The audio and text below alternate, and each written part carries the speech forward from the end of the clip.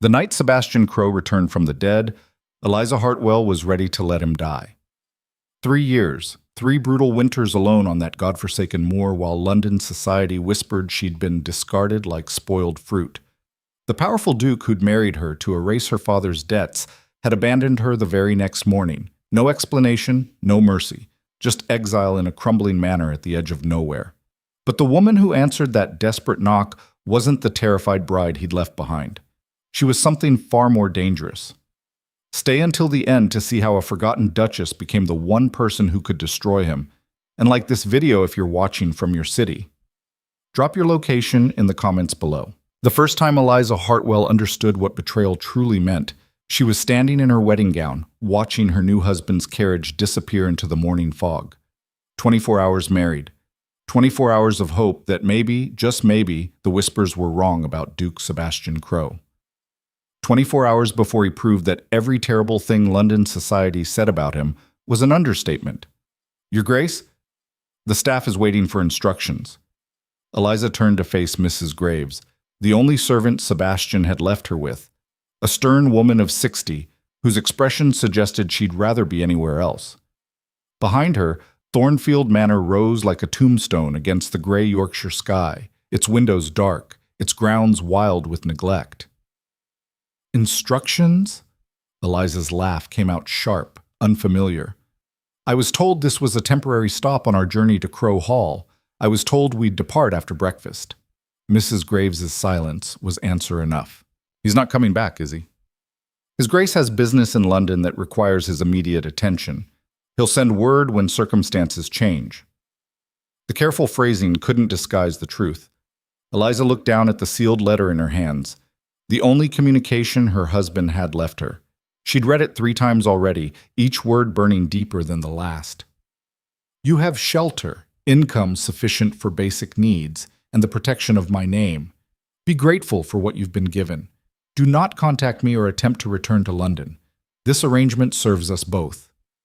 No signature, not even her name at the top. How long? Eliza asked quietly. Your Grace? How long have you known this was the plan?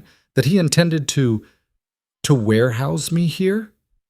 Mrs. Graves' weathered face showed the first crack of something like pity. I've served Thornfield for 30 years, Your Grace. The Duke's father used it the same way, a place to put inconvenient things. Relatives who drank too much. Cousins who gambled badly. A mistress, once, who demanded too loudly. And now a wife who had the misfortune of being poor. I didn't say that. You didn't have to. Eliza folded the letter carefully, precisely, as if the exact creases mattered, as if anything mattered. Show me the house. What she saw in the next hour would have broken a softer woman. Thornfield Manor had 23 rooms, and 19 of them were uninhabitable. The roof leaked in the east wing. The library's floor had rotted through in 3 places. The formal dining room's ceiling had collapsed entirely, leaving a mountain of plaster and broken chandelier crystals that no one had bothered to clear. The Duke's father stopped maintaining the property 15 years ago, Mrs. Graves explained as they navigated around a particularly large puddle in what had once been a grand ballroom. After his wife died, he saw no point in keeping it up, just left it to rot.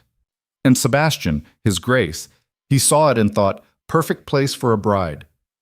His Grace has many concerns. Don't. Eliza's voice cut like glass. Don't make excuses for him. I may be young, Mrs. Graves, but I'm not stupid. This isn't about concerns or business or any pretty lie you might tell. This is punishment for the crime of being born poor and having the audacity to become his problem. They stood in the ruins of what might have once been a beautiful home, rain beginning to drip through cracks in the ceiling, and Mrs. Graves finally nodded. You're right, Your Grace, and I'm sorry for it. It was the first honest thing anyone had said to Eliza since the wedding, and somehow that made it worse. She pressed her palms against her eyes, refusing to let the tears fall. How many staff are here? Besides myself, 3.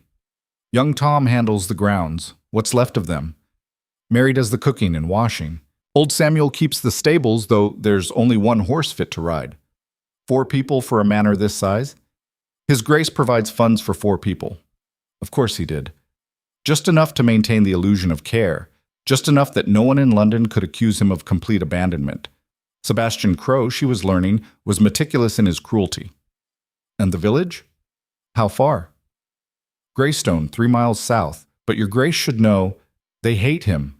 Mrs. Graves' silence confirmed it. The Duke's father raised rents every year and spent nothing on improvements. Half the tenant farms failed. The other half barely survive. They see the Crowe name as a curse. And now they'll see me as part of that curse. I won't lie to you, your grace. They won't make this easy. Eliza walked to the broken window, looking out over the wild moors stretching endlessly in every direction. Somewhere out there, Sebastian Crowe was riding back to his comfortable life, his powerful friends, his warm estates.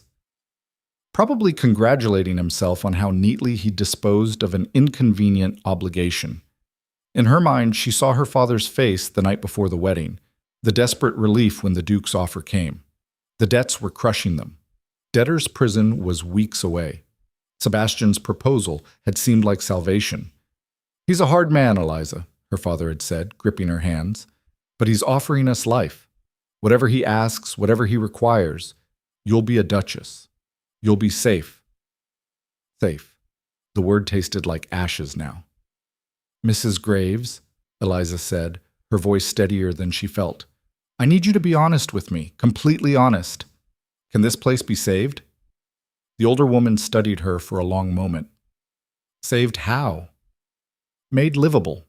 Made productive. Made into something other than a tomb for inconvenient wives.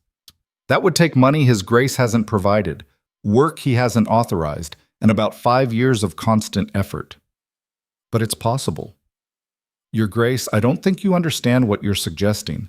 The roof alone, I understand perfectly. Eliza turned from the window, and something in her expression made Mrs. Graves step back. I understand that my husband married me to save my family from ruin, then immediately consigned me to this ruin instead.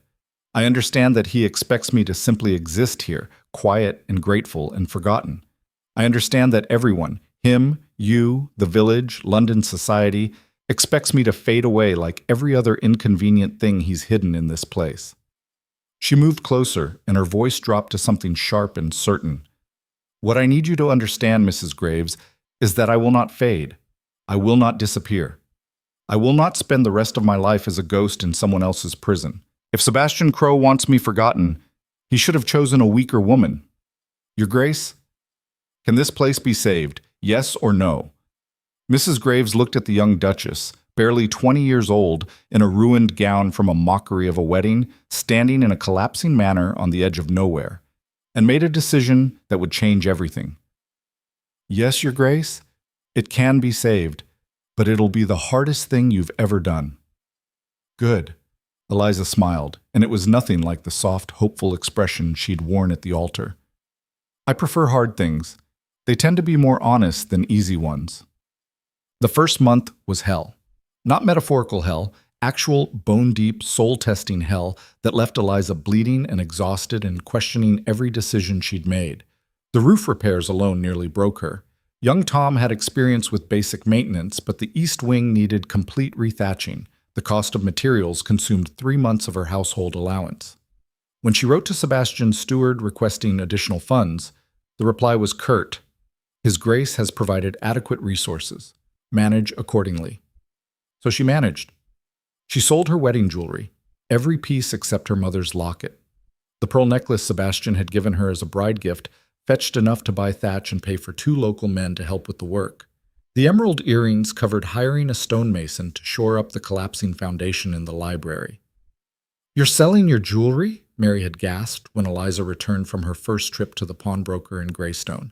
But, Your Grace, those are useless ornaments from a man who values me less than the horse in his stable. I'd rather have a roof that doesn't leak. But the village of Greystone was hostile in ways Eliza hadn't anticipated. The first time she tried to hire additional workers, she was met with crossed arms and cold stares at the village tavern where men gathered looking for work. We don't work for crows, one man said flatly. His name was John Miller, and his face was carved with hard years. The old Duke bled this village dry. We're not helping his son do the same. I'm not asking you to work for the Duke, Eliza said, keeping her voice level despite the dozen hostile eyes on her. "I'm asking you to work for me. Fair wages, paid weekly for honest labor. Fair wages from crow money." Another man spat on the floor. "Blood money from rack rent and seized farms. My father was a school teacher who died penniless trying to educate children like yours for free." Liza's voice cut through the muttering. "I married into the crow name 3 months ago and was abandoned at Thornfield the very next day. I've seen the Duke exactly once, on our wedding day. So when you say you hate the crows, know that I understand. But I'm not him, and I'm offering work at double the going rate to anyone willing to help me fix what his family broke." The silence that followed was fragile, dangerous. "Double rate?" John Miller's eyes narrowed. "You have that kind of money?" "I have jewelry to sell, furniture to liquidate, and a determination to make this work. The question is whether you'd rather punish me for his crimes or take paying work." It was young Tom who broke the standoff, stepping forward from where he'd been standing near the door. "She's telling truth about the wages," he said quietly. "Paid me and Mary and Mrs. Graves on time every week since she arrived. Fed us better than we've eaten in years. Fixed the servants' quarters before she fixed her own rooms." "You're working for her," someone challenged. "Of course you'd say that." "I'm working for her because she's the first crow in 30 years who treated us like people instead of furniture." Tom's voice was steady. "But believe what you want. When Thornfield's rebuilt and thriving, remember you could have been part of it." 3 men agreed to work. Only 3 out of 30. But it was a start. They started with the worst damage, the collapsed dining room ceiling. Eliza worked alongside them, hauling debris, sorting salvageable wood, her hands blistering and bleeding through her gloves. The men watched her with skeptical eyes that first day, clearly expecting her to quit when the work got hard. She didn't quit. By the end of the first week, she could barely move. Her muscles screamed, her back ached, her hands were a mess of cuts and calluses. Mrs. Graves found her one night sitting on the kitchen floor because she literally couldn't walk up the stairs to her bedroom. "Your Grace, this is madness. You're a duchess, not a day laborer." "I'm whatever I need to be to survive this." Eliza looked up and her eyes were fierce despite the exhaustion. "They need to see that I'm not afraid of the work, that I'm not some delicate London flower who'll wilt at the first difficulty. If I expect them to rebuild this place, I have to prove I'll bleed for it too." "You've proven it. Look at your hands. My hands will heal. My reputation won't. Not if they think I'm just another crow looking down from a high window while others do the work." It was young Tom who suggested the fields. "The manor's one thing, Your Grace," he said one evening as they surveyed the completed ceiling repairs. "But Thornfield has 200 acres of land going to waste. The tenant farms the old Duke seized, they're just sitting there, empty. Good soil, most of it. Could grow wheat, barley, even raise sheep if we had the stock." "I don't know anything about farming. Neither did I before I learned. Neither did half the men in Greystone before their fathers taught them." Tom gestured to the moors. "The land's there. The need's there. The village has families struggling to feed themselves. And you've got the legal right to do whatever you want with Thornfield's holdings. Sebastian would never approve. Begging your pardon, Your Grace, but his grace abandoned you here. He's got no right to approval anymore." It was the boldest thing Tom had ever said to her, and it sparked something dangerous in Eliza's chest. "You're right," she said slowly. "He gave up his right to control this place when he left me here to rot. The estate is mine to manage as I see fit." Within a month, she'd drawn up a plan that would either save them all or destroy her completely. She would divide the empty tenant lands into parcels and offer them to Greystone families at fair rents, a fraction of what Sebastian's father had charged. The families would keep 80% of their harvest, not the crushing 50% the old Duke had demanded. In exchange, they'd help maintain Thornfield's grounds and contribute labor to ongoing repairs. It was radical. It was possibly illegal. It would infuriate Sebastian if he ever learned of it. Eliza didn't care. The night before she planned to present the offer to the village council, Mrs. Graves found her in the library, reviewing documents by candlelight. "Your Grace, I must speak plainly." "You always do." "This plan of yours, it's dangerous. If the Duke discovers you've altered the estate's traditional arrangements, if he learns you've been redistributing land without his consent, He'll what? Abandon me more thoroughly? Send me somewhere worse than this? Eliza set down her pen. I'm already in exile, Mrs. Graves. I'm already forgotten.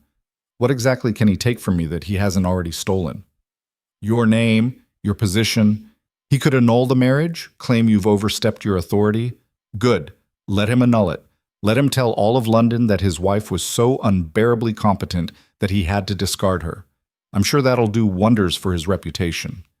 Eliza stood, moving to the window where moonlight illuminated the slowly recovering grounds. In the distance, she could see lights in Greystone, families she was about to gamble everything on trusting. I know what you're really afraid of, she said softly. You're afraid I'll fail, that this will all come crashing down, and we'll be worse off than before. Yes, Mrs. Graves admitted. I've seen too many people try to fight the crows. They always lose. Then I'll be the first to win. Eliza turned, and her expression held something that made the older woman's breath catch. Because I have something no one else who fought them had. What's that? Nothing left to lose, and a very good memory of exactly how much I hate the man who put me here. The village council met in Greystone's only church, a stone building barely larger than Thornfield's library. Eliza walked in alone, a calculated choice. No servants, no guards, no symbols of the power structure that had oppressed these people for generations. 20 pairs of eyes watched her enter, 20 weathered faces that had seen too many broken promises. Gentlemen, she began, her voice steady, I know what the Crow name means to you. I know the pain it represents. My husband's father destroyed families, seized farms, and showed no mercy when rents couldn't be paid. I know this because I've spent the last 3 months reading his estate records, and they made me sick. Murmurs rippled through the room. I also know that my husband, the current Duke, abandoned me here specifically because he knew this place was broken. Because exile to Thornfield was meant to be punishment, a place where inconvenient things are left to rot. She unrolled the documents she'd brought, spreading them on the rough wooden table. But I'm not going to rot, and neither is this village, not if you're willing to take a chance on something different. John Miller, who'd become the unofficial spokesman for the village's skepticism, leaned forward. What kind of different? Fair rents. 80% harvest retention, shared investment in the land's improvement, and a binding contract that says if I break these terms, you can seize the properties outright. The silence was absolute. You're offering us the land? Someone finally asked. The Crow Holdings? I'm offering you a partnership. Thornfield survives only if Greystone thrives. I need farmers who know this soil, families who'll invest in its future. You need land that won't bankrupt you with rack rent. And what do you get? John Miller's voice was hard with suspicion. Crows don't give without taking more. I get a home, Eliza said simply. I get a place where I'm not forgotten.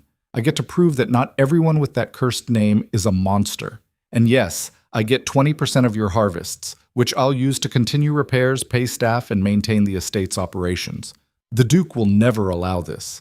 The Duke gave me Thornfield to manage as I see fit. He can't have it both ways. He can't abandon me here and still control what I do. If he wants to fight me on this, he's welcome to try. But he'll have to acknowledge my existence first, and I don't think he's prepared to do that. She was gambling everything on Sebastian's arrogance, on his absolute certainty that she was too broken to matter. The irony was sharp.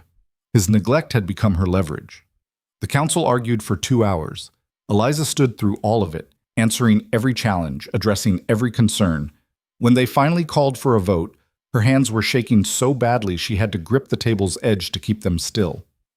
15 in favor, 5 against. John Miller approached as the others filed out, his expression still guarded, but no longer openly hostile.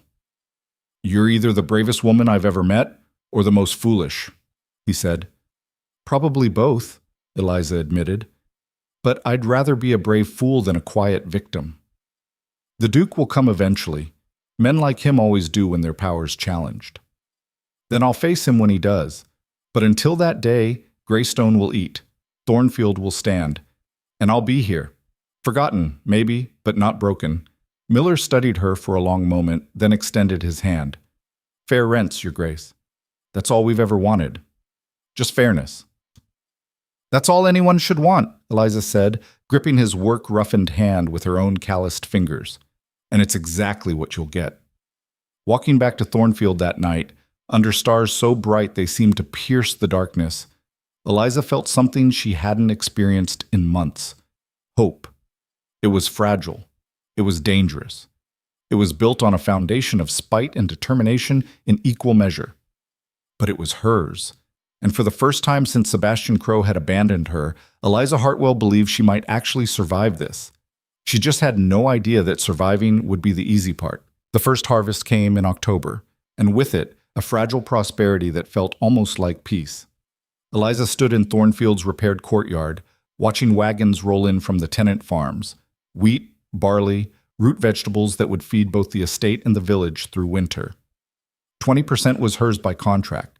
The rest belonged to families who, for the first time in a generation, wouldn't face starvation when the snow came. Your Grace. John Miller climbed down from his wagon, a rare smile creasing his weathered face. Best yield we've had in 15 years. The land remembers how to produce when it's treated right. The land remembers, or the farmers do?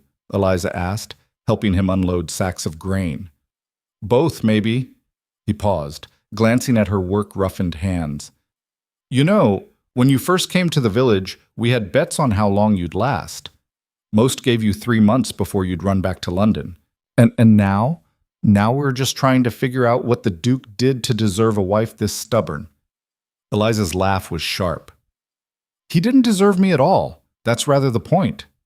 But even as prosperity took root, warnings came with it.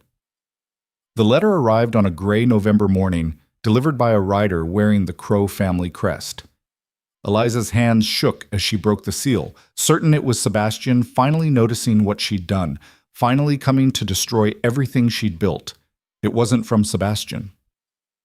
Dear Duchess, the letter began in elegant script. I hope this finds you well in your northern exile. London society has been abuzz with the most curious rumors about Thornfield's miraculous recovery. They say the abandoned estate is thriving. They say the forgotten Duchess has performed miracles with land everyone thought worthless. How fascinating. I thought you should know that your husband has been seen frequently at social events with Lady Margaret Ashford. She's very beautiful, very available, and very interested in becoming the next Duchess Crowe, the real one, not the exiled pretender. It would be such a shame if all your hard work meant nothing because Sebastian decided to replace you entirely. Perhaps you should consider coming to London, remind him you exist before it's too late. Your concerned friend, Viscountess Caroline Winters. Eliza read it 3 times before the rage set in properly. That absolute bastard, she said to the empty room. Mrs. Graves appeared in the doorway. Your Grace? My husband is parading around London with potential replacements while I'm up here bleeding for his family's land. Eliza crumpled the letter, then smoothed it again, forcing herself to think clearly. Caroline wants me panicked, wants me to run back to London and beg for his attention. Will you? Absolutely not. If Sebastian wants to replace me, he can file for annulment like a man instead of just pretending I don't exist. Until then, Thornfield is mine to build, and he can rot. But the letter had planted poison, and Eliza knew it, because buried under the rage was a sharper fear. What if he did annul the marriage? What if all her legal authority over Thornfield evaporated the moment Sebastian decided to officially erase her? The winter came early that year, brutal and unforgiving. By December, snow covered the moors 3 feet deep. Roads became impassable. The village of Greystone, barely surviving in good years, faced real danger now. Eliza watched from Thornfield's windows as smoke from the village chimneys grew thinner, knowing it meant families were rationing fuel they couldn't afford to replace. We need to help them, she told Mrs. Graves. Your Grace, we barely have stores for Thornfield itself. The harvest was good, but it wasn't designed to support the entire village through a winter this harsh. Then we'll share what we have. Cut our portions, extend theirs. The staff won't accept. The staff will accept because I'm ordering it. We're all in this together. If Greystone starves, Thornfield fails. It's that simple. But it wasn't simple. Nothing about that winter was simple. The first crisis hit just before Christmas. Young Tom burst into Eliza's study, his face pale with panic. Your Grace, it's the Miller family, their youngest daughter. She's sick. Fever, can't breathe right. They need a doctor, but the roads are too deep for anyone from Greystone to make it to the city. We have a horse. Your Grace, it's a 2-day ride in good weather. In this snow, 4 days, maybe 5. The child might not have that long. Eliza stood, her mind racing. Does anyone in the village have medical training? Old Sarah was a midwife, knows herbs and such, but she says this is beyond her, says the girl needs real medicine, city medicine. Then I'll go get it. The room went silent. Your Grace, Mrs. Graves said carefully, you can't be serious. The roads are death traps. You've never ridden in conditions like this. I've never done most things until I had to. Eliza was already moving toward the door. Tom, saddle the horse, pack whatever food won't freeze. I leave in an hour. This is madness. This is a child's life. Eliza spun on Mrs. Graves, and her eyes blazed. John Miller trusted me when no one else would. His family took a chance on my plan when they had every reason to refuse. I will not let his daughter die because I was too comfortable to ride through some snow. It's not some snow, it's a blizzard. Then I'll ride through a blizzard. I've survived worse things than weather. She hadn't actually, but she was about to learn. The ride to the city was hell-frozen and weaponized. The first day, Eliza could barely feel her fingers on the reins. The wind cut through her heaviest cloak like it was paper. Snow blinded her for hours at a time. Twice, the horse nearly fell on ice-slicked paths. By nightfall, when she found a shepherd's abandoned hut to shelter in, every muscle in her body screamed with exhaustion. She huddled against the dying embers of a fire she'd barely managed to light, eating frozen bread, and wondering if this was how her story ended, frozen to death in pursuit of medicine for a child she barely knew. But then she thought of John Miller's face when he'd first extended his hand in trust. She thought of his daughter, feverish and struggling to breathe. She thought of Sebastian Crowe warm in London, probably dancing with Lady Margaret Ashford, utterly oblivious to the fact that his abandoned wife was dying on a frozen moor trying to save his tenants. The rage warmed her more than the fire ever could. She made it to the city on the 3rd day, half dead and wholly determined. The physician took one look at her and tried to refuse. Madam, I cannot possibly travel to... I'm the Duchess of Crowe, Eliza said, and her voice could have shattered ice. You will give me the medicine and instructions for treating severe respiratory fever, or I will ensure that every wealthy family in this city knows you refuse to help a dying child. The Duchess of... The physician's eyes widened. I heard you were in London with His Grace. You heard wrong. I'm in Yorkshire, fighting to keep my tenants alive while my husband entertains potential replacements for me. So unless you want to be caught in the middle of a very messy aristocratic scandal, I suggest you help me. She left with medicine, detailed instructions, and the physician's promise to follow when the roads cleared. She also left with a new understanding of her own power. The Crowe name might be a curse in Greystone, but in the wider world, it still opened doors. She just had to be willing to kick them down. The return journey was worse. The medicine had to be kept from freezing, which meant Eliza had to keep it against her skin, under layers of clothing that were never quite warm enough. The horse was exhausted. Eliza was beyond exhausted, running on pure stubborn refusal to quit. On the final day, less than 5 miles from Thornfield, a snowdrift collapsed the path ahead. The horse reared, panicked. Eliza was thrown, landing hard on frozen ground that knocked the air from her lungs. For a long moment, she lay there, staring up at the gray sky, and thought, this is it. This is where I die. Frozen on a moor because I was too proud to give up. But then she thought of the Miller girl, feverish and waiting. She thought of the village depending on her. She thought of Sebastian's letter dismissing her to this place, certain she'd break. Eliza dragged herself to her feet, caught the panicked horse, and kept moving. She rode into Thornfield's courtyard 6 days after leaving, more dead than alive. Tom caught her as she slid from the saddle, barely conscious. The medicine, she managed to gasp. Get it to the Millers, now. Your Grace, you need... Now, Tom. The child first. Always the child first. She woke 2 days later in her own bed, with Mrs. Graves sitting vigil beside her. The Miller girl? Eliza's voice was a rasp. Alive. Improving. The medicine worked. Mrs. Graves' stern face was softer than Eliza had ever seen it. You saved her, Your Grace. Nearly killed yourself doing it, but you saved her. Good. Eliza tried to sit up and immediately regretted it. How bad is the damage? Frostbite on your fingers and toes, though the physician thinks you'll keep them all. Exhaustion, fever from exposure. You were delirious for most of yesterday, calling your husband every foul name I've ever heard and several I hadn't. He deserves worse than names. The village knows what you did, Mrs. Graves said quietly. John Miller's been here twice a day since you returned, waiting for you to wake. Half of Greystone's brought food, firewood, offers of help. They're calling you the Duchess of the Moors now, said you're more theirs than London's.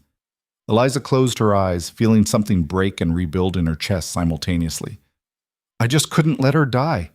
I couldn't bear the thought of failing them. You didn't fail. You never fail, Your Grace. It's becoming quite annoying, actually. Despite everything, Eliza laughed. But the winter wasn't finished testing her yet. January brought a new crisis, food shortages worse than anyone had anticipated. The harvest that had seemed so generous in October was barely enough by midwinter. Families were starving. Thornfield's stores were nearly depleted. And then the taxes came due.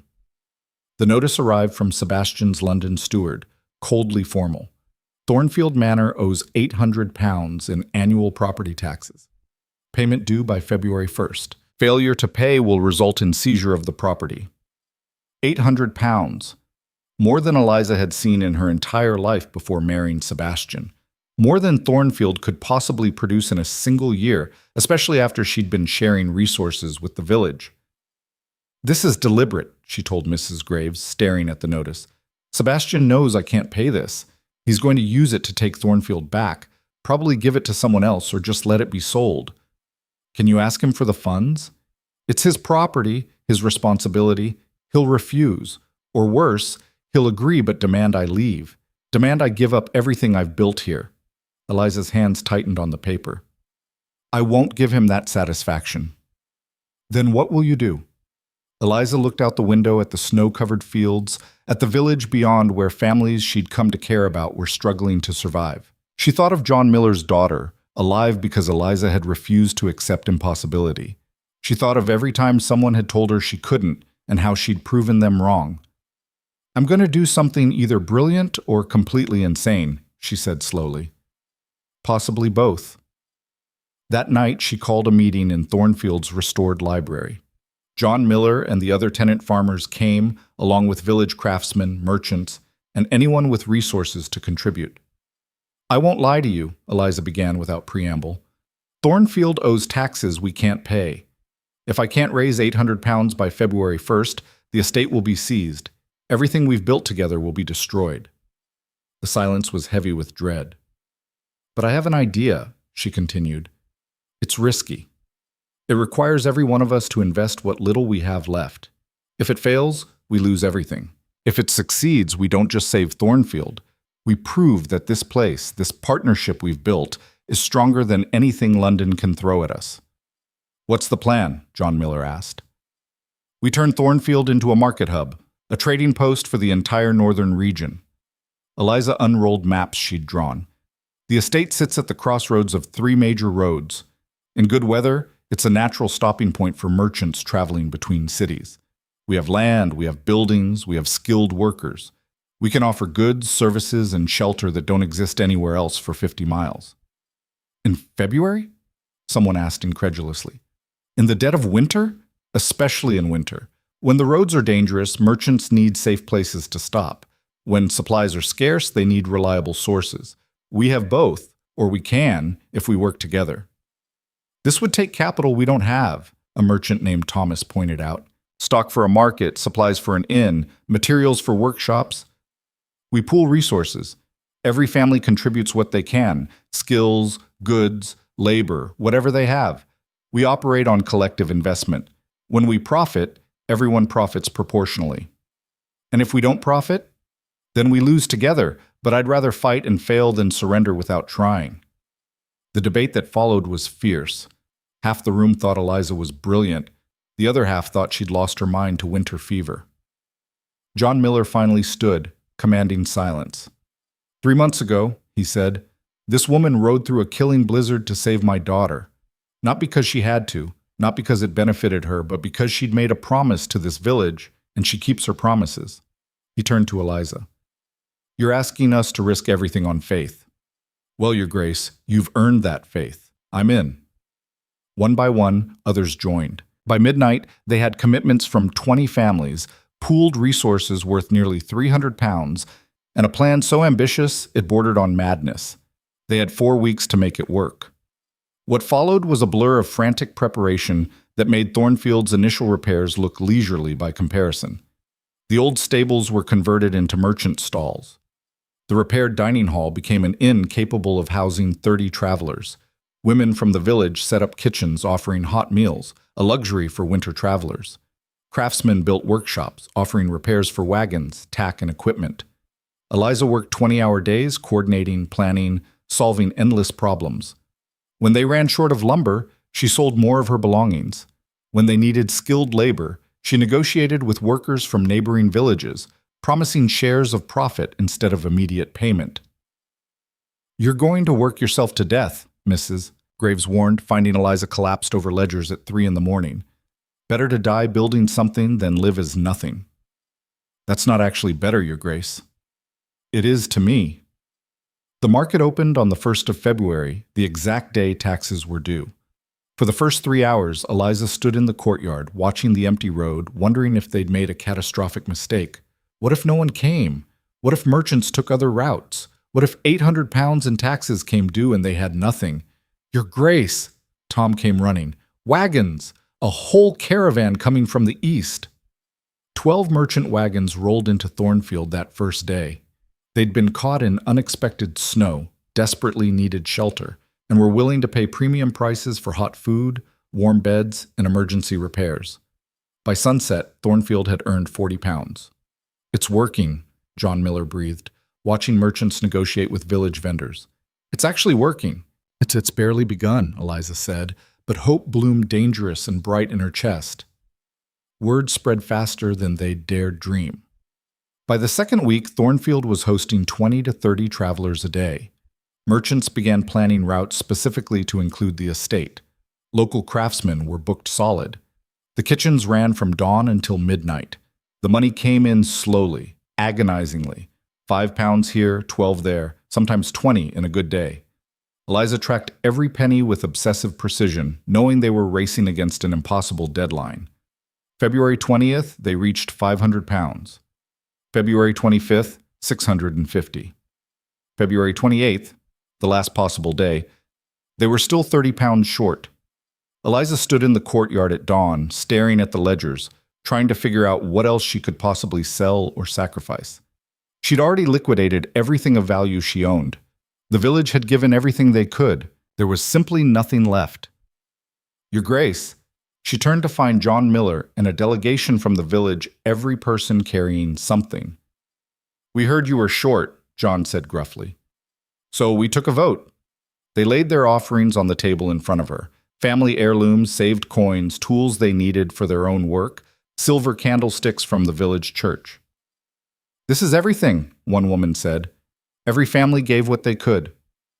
"It should be enough," John added, "for the woman who saved my daughter, for the duchess who gave us back our dignity." Eliza looked at the collection, worth maybe £20 total, and felt her composure shatter. "I can't take this," she whispered. "These are your treasures, your security." "You're our security," John interrupted. "Thornfield stands, we stand. You taught us that." With shaking hands, Eliza counted the final total, £798. They were still £2 short. "I have something, Mrs." Graves said quietly. She removed a locket from around her neck, old gold, delicately crafted. "My mother's. It's worth at least £5. "Mrs. Graves, no. Take it, Your Grace.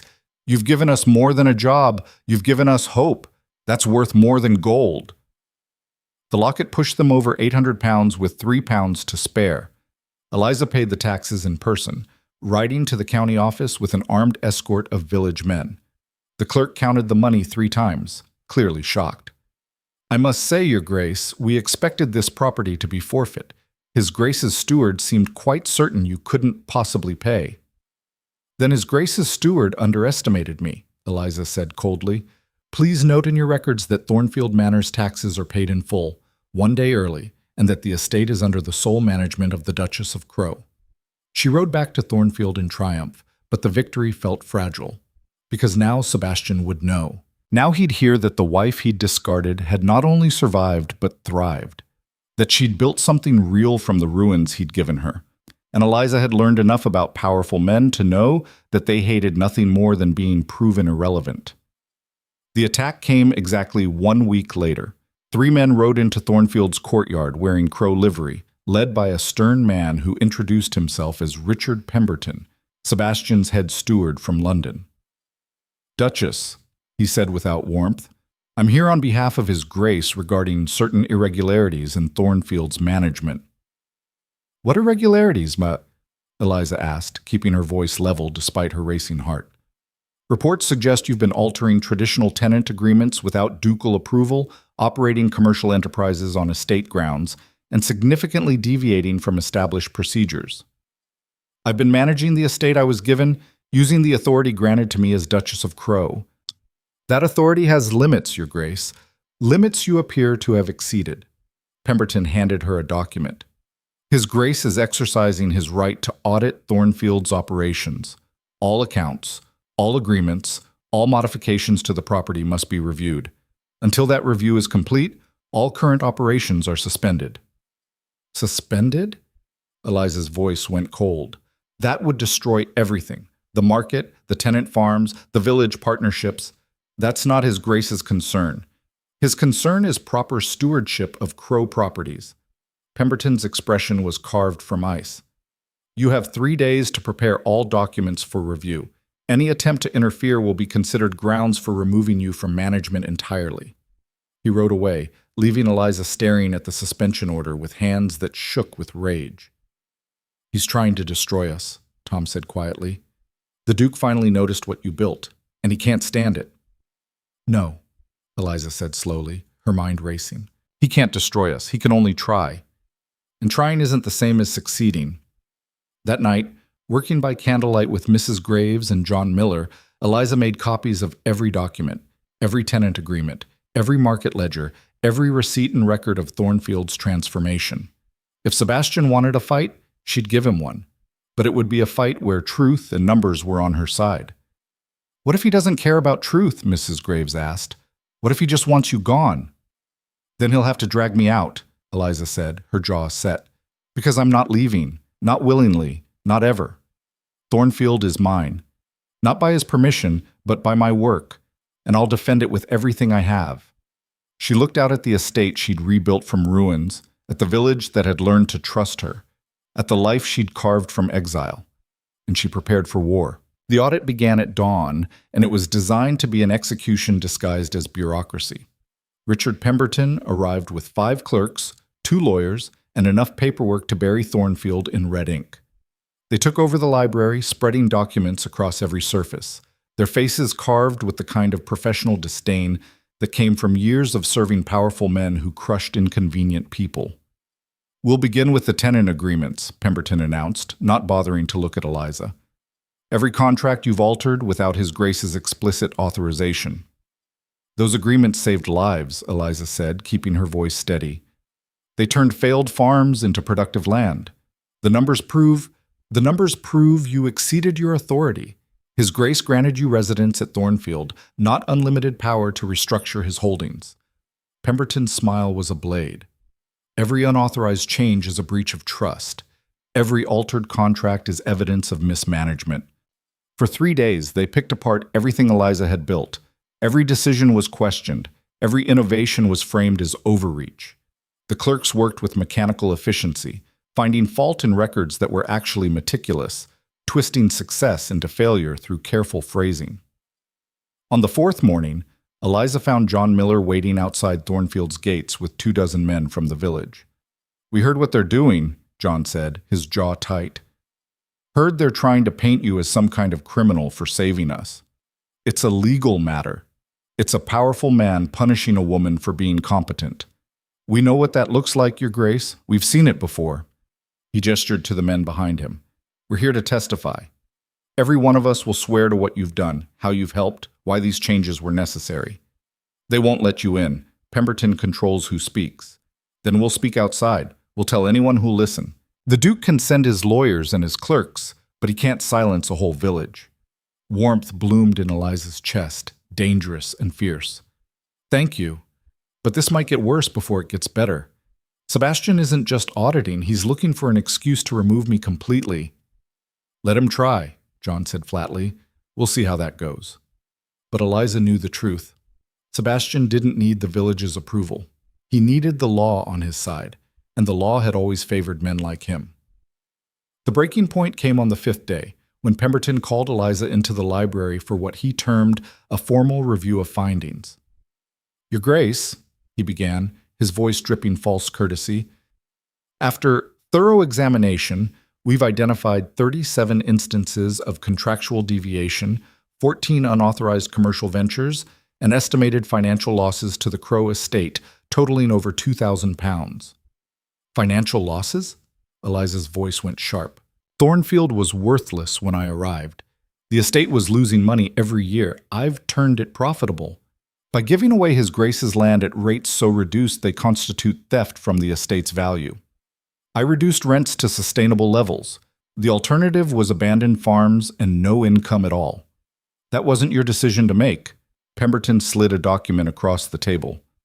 This is a formal recommendation to His Grace that you be removed from all management responsibilities at Thornfield, pending a full investigation into potential fraud and embezzlement. The words hit like physical blows. Fraud. Embezzlement. Criminal charges that could destroy her completely. This is insane, Eliza breathed. I saved this place. You overstepped your position as wife and guest. His Grace has been more than generous, providing you shelter and income despite the irregularities of your marriage. Your response was to abuse his trust and mismanage his property. Irregularities of my marriage? Eliza stood slowly, and something in her expression made Pemberton lean back. The irregularity was being abandoned one day after my wedding. The irregularity was being exiled to a ruin and told to be grateful. Don't you dare frame my survival as abuse of trust. Your emotional grievances don't change the legal facts. Then let's discuss legal facts. Eliza's voice cut like a whip. As Duchess of Crow, I have legal authority over any property granted to my maintenance. Sebastian gave me Thornfield, in writing, witnessed by his own solicitors. Every change I made falls within that authority. Unless you're arguing that ducal wives have no legal standing whatsoever, in which case I'm sure the courts would be fascinated by that precedent. Pemberton's expression flickered, the first crack in his professional mask. His Grace can revoke that grant at any time. Can he? Because I've read the marriage contracts very carefully, Mr. Pemberton. The provisions for my maintenance are irrevocable without cause. And managing property successfully isn't cause. It's competence. You're playing dangerous games, Your Grace. No, I'm refusing to lose quietly. There's a difference. That night, Eliza sent an urgent message to the one person in London who might actually help, her father's old friend, Edward Hartley, a solicitor who'd attended her wedding out of respect for her late father. The response came 3 days later, and it changed everything. Dear Duchess, Edward wrote in his precise script, your instincts are correct. Pemberton is overreaching, and Sebastian's case is weaker than he realizes. However, I've discovered something that complicates matters significantly. There are rumors in London that His Grace is seeking to have your marriage annulled on grounds of non-consummation. If he succeeds, you lose all claim to the Crow name and properties. Thornfield reverts to him completely, and you become simply Miss Hartwell again, penniless and powerless. The Duke is essentially trying to erase you from existence. But here's what he doesn't know. The marriage contracts include a clause that if he seeks annulment, you're entitled to significant financial compensation, £5,000, to be exact. His father insisted on it to protect against exactly this scenario. Sebastian either doesn't know or doesn't care. He's betting you'll surrender quietly rather than fight. I suggest you prove him catastrophically wrong. I'm catching the next coach north. We have work to do. Your servant, Edward Hartley. £5,000, more than enough to buy Thornfield outright, if Sebastian tried to seize it. More than enough to ensure she'd never be powerless again. Eliza read the letter 3 times, then began to laugh, wild, half-hysterical laughter that scared Mrs. Graves when she came to investigate. "Your Grace, he's trying to annul the marriage," Eliza gasped between laughs. "Sebastian is so desperate to erase me that he's going to accidentally make me rich." "I don't understand. The marriage contract. His father protected against this exact situation. If Sebastian annuls our marriage, I get £5,000. Eliza's laughter faded into something sharp and calculated. "He wanted me forgotten. Instead, he's going to make me independent." "But Your Grace, if the marriage is annulled, you lose Thornfield. You lose everything you've built here." The words sobered Eliza instantly, because Mrs. Graves was right. £5,000 was freedom, but it was also exile. It was being forced to abandon the estate she'd rebuilt, the people she'd come to care about, the life she'd carved from nothing. "Then I won't let him annul it," Eliza said quietly, "not without a fight that costs him everything." Edward Hartley arrived a week later, a slight man of 50 with sharp eyes and a sharper mind. He listened to Eliza's explanation of Thornfield's transformation, reviewed every document, and examined Pemberton's accusations with the precision of a surgeon. "They have no case," he said finally. "Pemberton's trying to intimidate you into surrendering. Every change you made falls within your legal authority as Duchess. The commercial ventures are innovative estate management, not fraud. And the financial analysis is deliberately misleading. They're comparing Thornfield's current expenses to its historical revenue without accounting for increased productivity. Can we prove that?" "We can bury them in proof, but Eliza..." Edward's expression turned serious. "This isn't really about the audit. This is Sebastian sending a message. He wants you gone, and he'll use every tool he has to make it happen. We can win the legal fight, but he'll just find another angle." "Then what do you suggest?" "Go to London, confront him directly, force him to either acknowledge you as his wife with full rights, or file for annulment openly and pay the consequences." "I can't leave Thornfield. Not now, when everything's so fragile. If you don't face him, he'll destroy this place from a distance. Men like Sebastian hate being challenged, but they respect strength. Show him you're not afraid. Show him you've built something he can't simply erase." It was the last thing Eliza wanted to do. London meant facing the society that had watched her be discarded. It meant seeing Sebastian again, the man who'd broken her heart before she'd even had a chance to give it. But Edward was right. Hiding at Thornfield wouldn't save it. Only confronting Sebastian directly would end this. "I'll go," she said, "but on my terms." She left for London 3 days later, but not as the broken bride who'd been exiled. She traveled with Edward, with copies of every document proving Thornfield's success, and with something far more powerful, absolute certainty that she was right and Sebastian was wrong. The journey took 4 days. Eliza spent them preparing, rehearsing arguments, steeling herself for whatever came next. She'd survived blizzards and starvation and an audit designed to destroy her. She could survive facing her husband. But nothing prepared her for what she found when she arrived at Crow House. The London townhouse was exactly as grand as she'd imagined. 4 stories of perfect architecture, glittering windows, servants in pristine livery. Everything Thornfield wasn't. Everything she'd been denied. "The Duke is not receiving visitors," the butler said when Edward presented Eliza's card. "I'm not a visitor," Eliza said coldly. "I'm his wife, and he will see me, or I'll make a scene that every gossip in London will hear about." The butler's professional mask cracked slightly. "Your Grace, I have explicit orders." "I don't care about his orders. Tell him I'm here. Tell him I have questions about his plans to annul our marriage. Tell him I'm happy to discuss it in private or in front of witnesses. His choice." 5 minutes later, she was shown into Sebastian's study. He stood with his back to the door, staring out at the London street.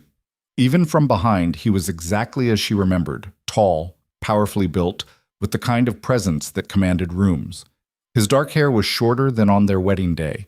His coat was perfectly tailored. He looked prosperous, content, utterly unbothered by the wife he'd abandoned. "So," Sebastian said without turning, "the forgotten Duchess emerges from exile." "You don't get to call it exile," Eliza said, and her voice was steel. "You chose that word when you sent me there. I'm choosing rebellion."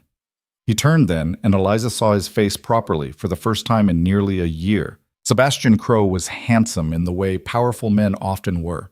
Strong features, cold eyes, a mouth that rarely smiled. But there was something new in his expression now, something that looked almost like surprise. "You look different," he said. "I am different. Abandonment changes a person. I provided for you. You provided a ruin and pocket change and called it provision. Don't insult us both by pretending otherwise." Eliza moved further into the room, refusing to be intimidated by his height or his stare. "I'm here because your steward is trying to destroy everything I've built at Thornfield. I'm here because I've heard rumors you're seeking annulment. I'm here to make something very clear." "And what's that?" "I won't go quietly. You wanted me forgotten, but I've become something you can't ignore. I've rebuilt Thornfield from nothing. I've turned worthless land profitable. I've earned loyalty you never bothered to pursue. And if you try to take that from me, I will fight you with every tool I have, including the marriage contract your father wrote that you apparently never read." Sebastian's expression darkened. "You've been busy." "I've been surviving, which is more than you expected, isn't it? You thought I'd break. Thought I'd become a convenient ghost you could forget about. I thought you'd be comfortable." "Comfortable." Eliza's laugh was sharp. "You exiled me to a collapsing manor in the middle of nowhere and called it comfort? You abandoned me one day after our wedding without explanation and called it provision? What exactly did I do to deserve that, Sebastian? What crime did I commit besides being born poor and becoming your problem?" For the first time, something flickered in his eyes, something that might have been shame if he were capable of it. "You don't understand the circumstances. Then explain them. I'm standing right here. I've ridden 4 days from Yorkshire to hear the truth. Why did you marry me if you intended to discard me immediately?" The silence stretched between them, heavy with things unsaid. "It was a mistake," Sebastian finally said, and each word was careful, controlled. "The marriage. I made it in haste for reasons that seemed important at the time. Your father's debts, your family's situation. It seemed like a simple solution." "A simple solution to what?" "To pressure I was under to marry. My advisors, my family, they wanted me settled, wanted assurance of heirs and stability. Your father approached me desperate and honest about his situation. It seemed efficient, a marriage that satisfied the demands without complicating my life. So I was a transaction, a checkmark on your list of obligations." "Yes." At least he had the decency not to lie. "But after the wedding, I realized that you'd made a mistake buying damaged goods, that I couldn't do it." Sebastian's voice went rough. "Couldn't pretend this was a real marriage. Couldn't bring you into my life when I had no intention of building a life with you. So I sent you to Thornfield, gave you independence, thought you'd prefer that to being trapped in a loveless marriage in London. You thought I'd prefer exile to existence. I thought I was being merciful." Eliza stared at him, and something inside her shifted. Because she'd expected cruelty, expected deliberate malice. She hadn't expected this, a man so utterly disconnected from consequences that he'd convinced himself abandonment was kindness.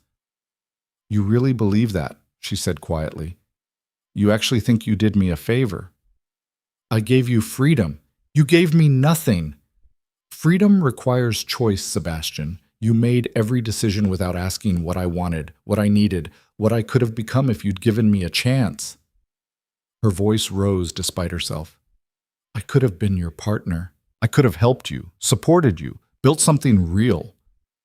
But you never even considered that, did you? You just saw an inconvenient obligation and hid it away like broken furniture. You were 19 years old, uneducated in the ways of society, with no resources or connections. And now I'm 20, educated by necessity, with resources I created and connections I earned. What's your excuse for underestimating me now?" Sebastian's jaw tightened. "Richard says you've been mismanaging Thornfield. Richard is a coward and a liar." Eliza pulled documents from her satchel, spreading them on his desk. "These are the real numbers. Thornfield's productivity is up 300%. Tenant satisfaction is the highest it's been in 2 generations. The estate is profitable for the first time in 15 years. I didn't mismanage. I succeeded, and that terrifies you. It doesn't terrify me. Then why send Pemberton? Why the audit? Why threaten to remove me unless you're afraid of what I've built? Because you exceeded your authority. I used the authority you gave me when you made me Duchess of Crow. Eliza's control shattered. You can't have it both ways, Sebastian. You can't abandon me and still control me. You can't erase me and still claim ownership. Either I'm your wife with full rights and authority, or I'm not. Choose. The challenge hung between them, sharp and undeniable. Sebastian moved to the window, his back rigid. When he finally spoke, his voice was low and dangerous. You want honesty? Fine. I can't stand knowing you're there. Can't stand that Thornfield, the place my father used to punish me as a child, has become something successful under your management. Can't stand that everyone in London is talking about the abandoned duchess who built an empire from ruins while I've accomplished nothing but maintaining what I inherited. The admission shocked Eliza into silence. You think I don't know what they say? Sebastian continued, still not looking at her. The Duke who married for convenience and couldn't even manage that properly. The man whose discarded wife proved more competent than he is. Every success you have makes me look weaker. So you're trying to destroy me because your pride is hurt? I'm trying to regain control of a situation that spiraled far beyond what I intended. By threatening me with fraud charges, by seeking annulment? That's not control, Sebastian. That's cruelty disguised as authority. He turned then, and his eyes were cold.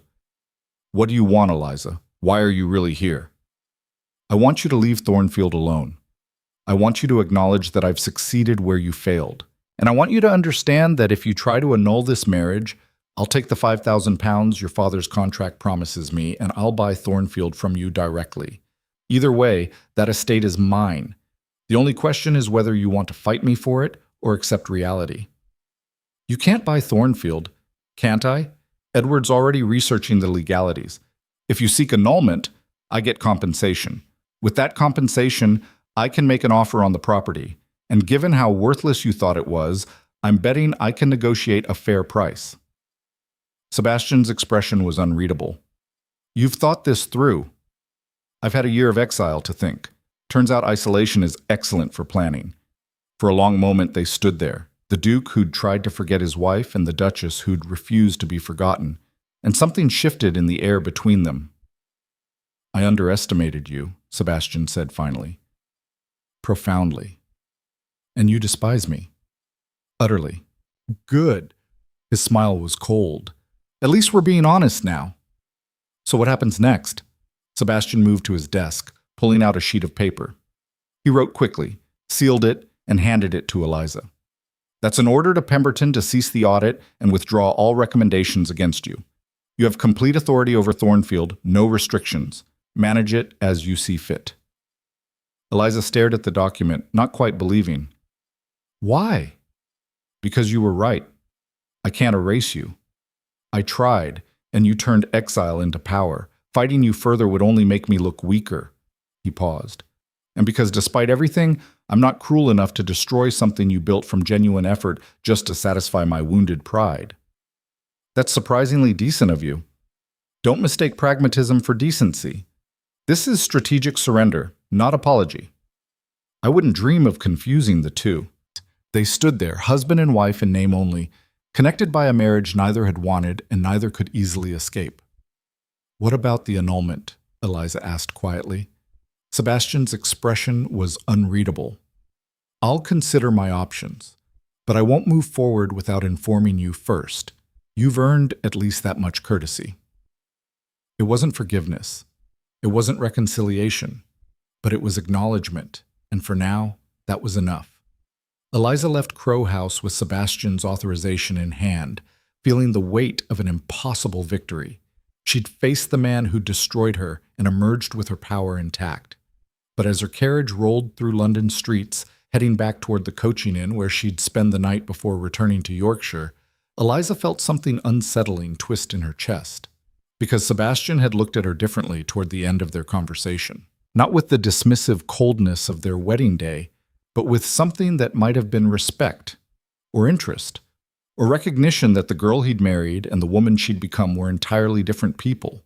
And Eliza, who'd spent a year learning to hate him, had felt an unwelcome flicker of something that wasn't quite hatred anymore. She pushed the feeling away viciously. This wasn't a love story. This was survival, and she'd survived by becoming someone who didn't need Sebastian Crow's approval or affection. But that night, alone in her room at the coaching inn, Eliza dreamed of cold eyes that had looked at her like she was worth seeing, and she woke angry at herself for caring. The return to Thornfield should have been triumphant. Eliza had Sebastian's authorization, proof that she'd won the fight for her autonomy. The village celebrated when she arrived with the news that the audit was over and Pemberton had been recalled. But 3 days after her return, everything fell apart. The letter came at dawn, delivered by a rider who looked like he'd nearly killed his horse getting there. It wasn't from Sebastian. It was from Edward Hartley, and it was marked urgent. Eliza, you must return to London immediately. After you left, Sebastian fell seriously ill. Fever, possibly poisoning, the physicians aren't certain. He's been unconscious for 2 days. The family is fighting over succession. If he dies without clear designation of authority, Thornfield reverts to his cousin Marcus, a man who will destroy everything you've built. More urgently, Sebastian's been calling for you in his delirium. I don't know what that means, but his solicitors say if you're here when he wakes, it could influence his decisions about the estate and the marriage. This is dangerous and complicated, but you need to be here. Come quickly. Edward. Eliza read the letter 3 times, her mind racing. Sebastian was dying. The man who'd abandoned her, who'd tried to erase her, was possibly dying and calling for her in fever dreams. She should let him die. Should stay at Thornfield and prepare to fight Marcus Crowe for the estate when the inevitable happened. Should protect what she'd built instead of rushing to the bedside of a man who'd shown her nothing but cruelty. Your Grace, Mrs. Graves stood in the doorway. What's happened? Eliza looked up, and her expression was torn between fury and something she didn't want to name. My husband is dying, she said, and apparently I'm the only person he wants to see. Will you go? It was the question Eliza had been asking herself since she'd opened the letter. The smart answer was no. The safe answer was no. The answer that protected her heart was absolutely, definitively, no. But Eliza had learned something in her year of exile. She didn't make smart, safe choices. She made the choices she could live with. And she couldn't live with wondering what Sebastian had been trying to say in his delirium. Couldn't live with the possibility that he might die with words unspoken that could have changed everything. I'll leave within the hour, Eliza said. Tell Tom to ready the horse. She rode through the night, pushing herself and the horse to the edge of endurance, racing against death and uncertainty in equal measure. And when she finally reached London, exhausted and terrified, she found Sebastian's townhouse in chaos. Physicians arguing, family members circling like vultures, and in the center of it all, a dying duke who'd spent the last 2 days whispering one word over and over. Eliza. The physician blocked the doorway to Sebastian's bedchamber, his expression carved from professional disapproval. Absolutely not, Dr. Whitmore said flatly. His Grace is gravely ill. He needs rest, not visitors who will agitate him further. I'm not a visitor, Eliza said, her voice dangerously quiet. I'm his wife, and he's been calling for me. So you can step aside or I can have you forcibly removed. Your choice. Behind the physician, she could hear voices, family members arguing, servants rushing with water and linens, the general chaos of a household preparing for death. Through it all, one sound cut through. Sebastian's voice, rough and fever-broken, repeating her name. Your Grace, I understand your concern, but the Duke is delirious. Then what harm can I possibly do?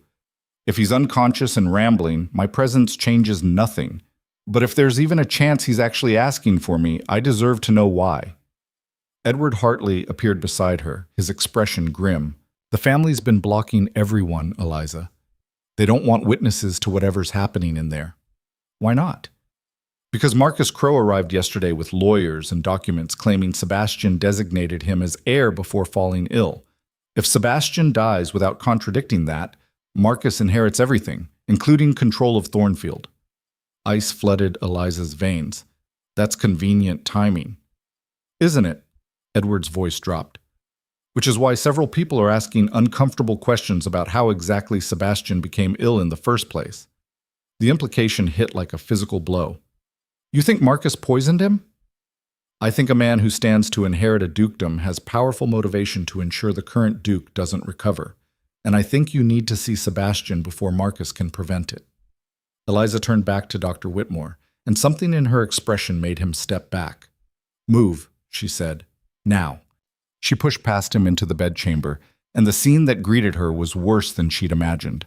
Sebastian lay in a massive four-poster bed, his skin pale and slick with fever sweat. His dark hair was plastered to his forehead. His breathing was shallow and labored. Around the bed stood 3 more physicians, 2 nurses, and Sebastian's aunt, a severe woman named Lady Beatrice who'd attended the wedding and looked at Eliza like something unpleasant tracked in on someone's shoe. "What is she doing here?" Lady Beatrice demanded, her voice sharp. "I was invited," Eliza said coldly. "By my husband, apparently. Though I notice you've been keeping that information remarkably quiet. He's been calling for his mother, his childhood nurse, anyone from his past. The fever makes him confused. He's been saying Eliza specifically," one of the younger nurses said quietly. "Over and over, sometimes pleading, sometimes just whispering it like a prayer." Lady Beatrice's expression hardened. "That's quite enough." "No, it's not." Eliza moved to the bedside, ignoring the outraged gasps. "Everyone out. Now, I want 5 minutes alone with my husband." "Absolutely not." "I said out." Eliza's voice cracked like a whip. "Or I start asking very loud questions about why Sebastian fell mysteriously ill right after signing inheritance documents favoring Marcus. I'm sure London society would find that timing fascinating." The physicians exchanged uncomfortable glances. Lady Beatrice's face went white with fury, but she gestured sharply for everyone to leave. 5 minutes, she hissed. Not a second more. The door closed, leaving Eliza alone with the dying man who'd destroyed her life. She stood there for a long moment, just looking at him. Sebastian Crowe, the powerful duke who'd seemed untouchable, now reduced to fever and fragility. Part of her wanted to feel triumph. Part of her wanted to walk away and let whatever happened, happen. But the larger part, the part that had learned to survive impossible things, needed to know the truth. "Sebastian," she said quietly, moving closer. "Can you hear me?" His eyes moved beneath closed lids. His breathing changed slightly. "It's Eliza. I'm here. You've been calling for me, apparently, though I can't imagine why." "Eliza." The word was barely a whisper, but it was conscious, deliberate. His eyes opened, fever bright and unfocused. "You came. Did you think I wouldn't? Thought you'd let me die. Would deserve it." "You would," she agreed. "But I'm here anyway. What happened to you, Sebastian? Who did this?" "Marcus." The name came out slurred. "Dinner? 3 nights ago. Wine tasted wrong. Should have known. You think Marcus poisoned you? Wants the title. Always has. Hates that I chose you instead of—" Sebastian's eyes closed again, his strength failing. "Instead of what?" "Sebastian, stay with me." "What did you mean?" But he'd slipped back into unconsciousness, leaving Eliza with more questions than answers. The door burst open. Lady Beatrice swept in with Marcus Crowe at her side, a man in his 30s with Sebastian's height, but none of his presence, all petulant ambition and barely concealed eagerness. "Your time is up," Lady Beatrice announced. "He spoke to me," Eliza said, not moving. "He was conscious. He accused Marcus of poisoning him." Marcus's expression flickered, just for a second, but it was enough. Guilt and rage in equal measure. "That's absurd," he said quickly. "The fever makes him paranoid." "Does it?" "Because he was quite specific. Said you poisoned his wine 3 nights ago." Eliza turned to face them fully. "Which means there might still be evidence. Traces in the bottle, residue in the glass. Unless, of course, someone's already disposed of them." "This is outrageous," Lady Beatrice said. "You can't seriously suggest—" "I can, and I am. Sebastian was healthy 3 days ago. Now he's dying mysteriously, right after signing documents that benefit Marcus. Either you let the authorities investigate properly, or I start talking to every gossip in London about the suspicious timing. You have no proof. I have Sebastian's own words, and I have enough connections now to make sure this becomes the scandal of the season." Eliza's voice went cold. So here's what's going to happen. You're going to send for the magistrate. You're going to preserve any evidence from that dinner.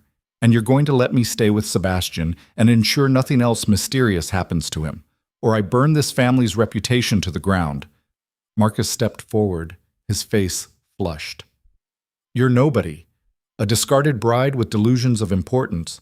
I'm the Duchess of Crow. I rebuilt Thornfield from ruins. I turned worthless land into profitable enterprise.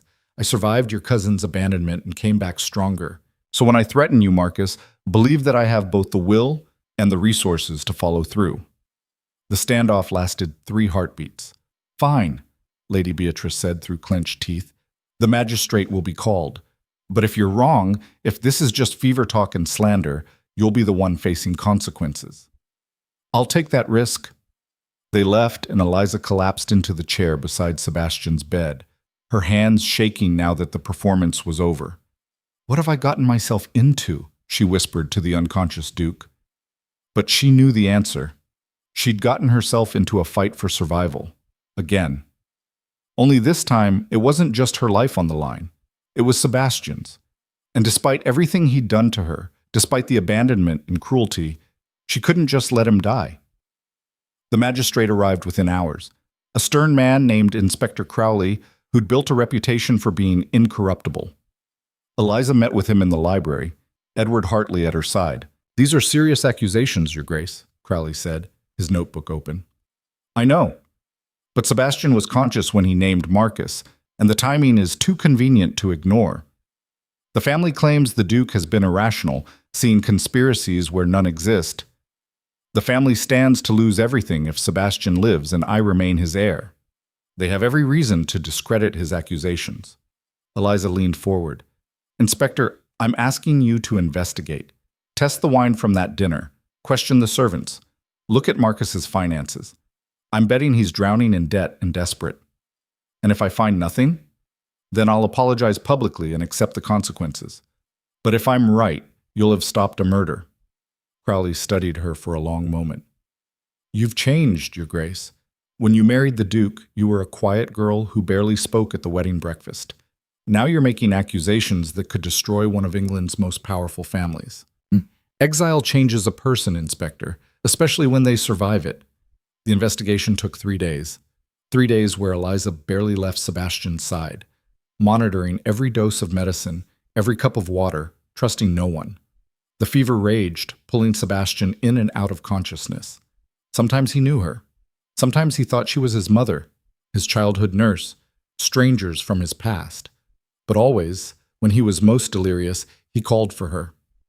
Why? She asked him during one of his lucid moments. Why do you keep saying my name?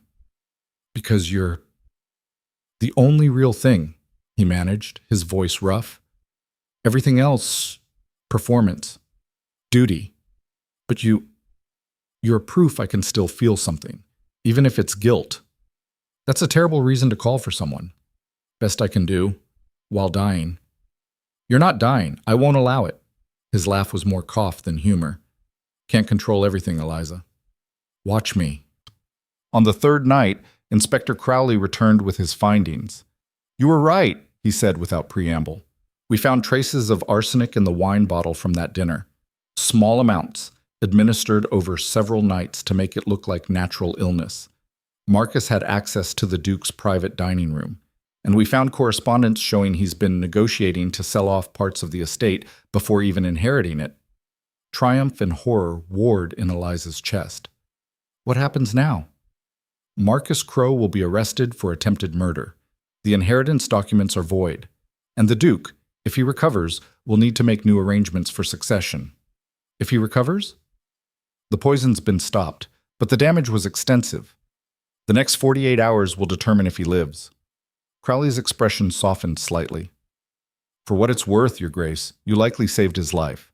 If you hadn't pushed for investigation, Marcus might have succeeded. After he left, Eliza sat beside Sebastian's bed and tried to process what she'd done. She'd saved the man who'd abandoned her, the man who'd tried to erase her existence, the man who'd given her nothing but pain and exile. Why did I do that? She asked the darkness.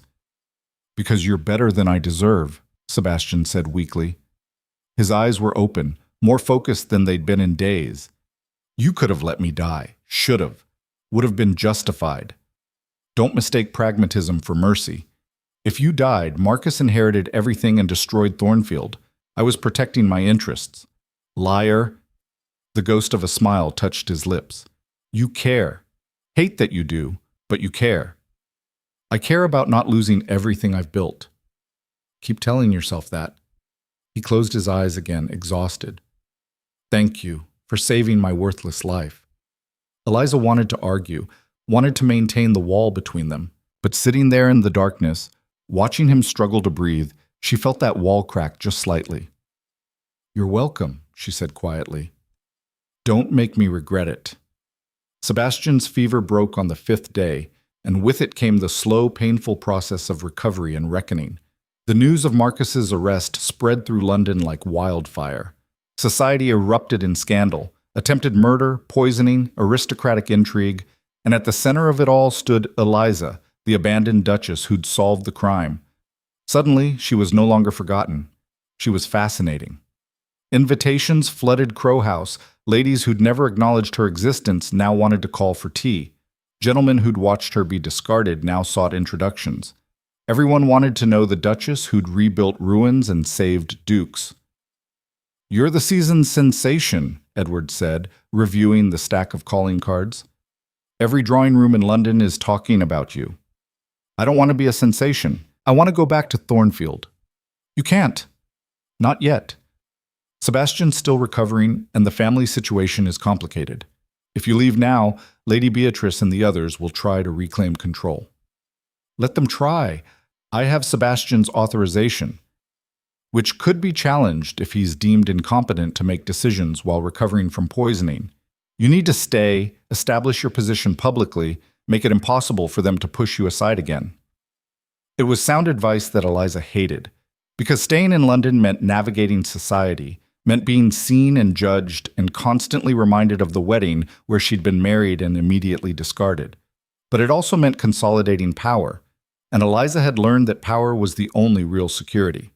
So she stayed, and she learned to wield her new influence like the weapon it was. The first test came at Lady Morrison's ball, 2 weeks after Sebastian's fever broke. It was the first major society event of the season, and Eliza's attendance was mandatory if she wanted to be taken seriously. She dressed carefully in a gown she'd had made from money earned at Thornfield's market, deep blue silk that made her eyes startling, cut in a style that was fashionable but not frivolous. She wore her mother's locket and nothing else. No jewels, no unnecessary ornament. You look like a duchess, Edward said approvingly. I am a duchess. Just took everyone a year to notice. The ballroom fell silent when she entered. Every eye turned, every whispered conversation stopped. Eliza walked through that silence with her head high, remembering winter storms and blizzards and every impossible thing she'd survived. A room full of rich people staring at her was nothing compared to nearly freezing to death for medicine. Your Grace, Lady Morrison herself approached, her smile calculating. How wonderful to see you in London. We've heard such remarkable things about your work at Thornfield. Have you? Strange, since none of you bothered to visit or inquire after me for the entire year I was there. The smile didn't waver, but something cold flickered in Lady Morrison's eyes. We assumed you preferred privacy. You assumed I'd failed and wasn't worth your time. Now that I've succeeded, suddenly I'm fascinating. How convenient. A few nearby listeners gasped at the directness. Your Grace, Lady Morrison said carefully. I understand you're upset. I'm not upset. I'm honest. There's a difference. Eliza's voice carried across the nearest groups. I spent a year in exile, working until my hands bled, surviving winters that nearly killed me, building something real from nothing. Not one person in this room cared, not one letter of inquiry, not one offer of help. So forgive me if I'm not particularly impressed by sudden interest now that I'm scandalous. She walked away, leaving Lady Morrison speechless. Within minutes, the whispers started. Half the room thought Eliza was admirably bold. The other half thought her shockingly rude. But everyone agreed on one thing: the forgotten Duchess had become impossible to ignore. That was either brilliant or social suicide, a voice said behind her. Eliza turned to find a striking woman about her own age, with sharp eyes and an amused smile. Lady Caroline Winters, the woman introduced herself. I'm the one who sent you that letter about Sebastian courting Lady Margaret. Wanted to see if you'd come running back in tears. Instead, you sent investigators and saved his life. I'm impressed. You tried to manipulate me. I did. But you turned it into victory. That's rare. Caroline gestured toward the crowd. They're trying to figure you out, whether you're a victim to pity or a threat to fear. And what do you think? I think you're the most interesting woman in this tedious city, and I think we could be friends or any enemies, depending on what you need. Eliza studied her carefully. Why would I need either from you? Because I know every secret in London society. I know which families are drowning in debt, which marriages are shams, which reputations are built on lies. Information is power, Eliza, and you're going to need power if you want to keep what you've built. I already have power. You have Sebastian's grudging acknowledgement and one successful estate. That's not the same as real influence. Caroline's smile sharpened. But it could be, if you're willing to learn. It was a devil's bargain, and Eliza knew it, but she'd made worse deals to survive. What do you want in return? Entertainment. You're the first person in years who's made London interesting. I want to watch you reshape this world that tried to break you. That's all? For now. Caroline extended her hand. So what do you say, Duchess? Do we have an alliance? Eliza gripped her hand firmly. We have a temporary partnership with clear boundaries and no assumptions of loyalty. Perfect. Let's start with ruining Lady Ashford's reputation. She's been spreading rumors that you're only staying in London to trap Sebastian into a real marriage. I thought we could return the favor. Despite herself, Eliza smiled. I'm listening. Over the next 3 weeks, Eliza rebuilt her position in London society with the same ruthless efficiency she'd used to rebuild Thornfield. With Caroline's help, she identified her enemies and neutralized them. Lady Beatrice's attempts to control Sebastian's recovery were publicly shut down. Rumors suggesting Eliza had somehow orchestrated the poisoning to gain attention were traced back to their sources and met with legal threats. Every family that had ignored her before suddenly found themselves excluded from events Eliza chose to attend. She didn't need to be liked. She just needed to be too dangerous to dismiss. And through it all, Sebastian recovered. He was moved from his bedchamber to a sitting room where he could receive visitors. Slowly, carefully, his strength returned. The physicians marveled at his recovery, calling it miraculous. Eliza visited him daily, maintaining the fiction of wifely concern while actually monitoring his health and political situation. Their conversations were tense, layered with things neither would say directly. You've become a force of nature, Sebastian said one afternoon, reading a society column that detailed Eliza's latest social victory. London's terrified of you. Good. Fear is more useful than affection. When did you become so cynical? Around the time my husband abandoned me to a crumbling manor and never looked back. Eliza set down her teacup precisely.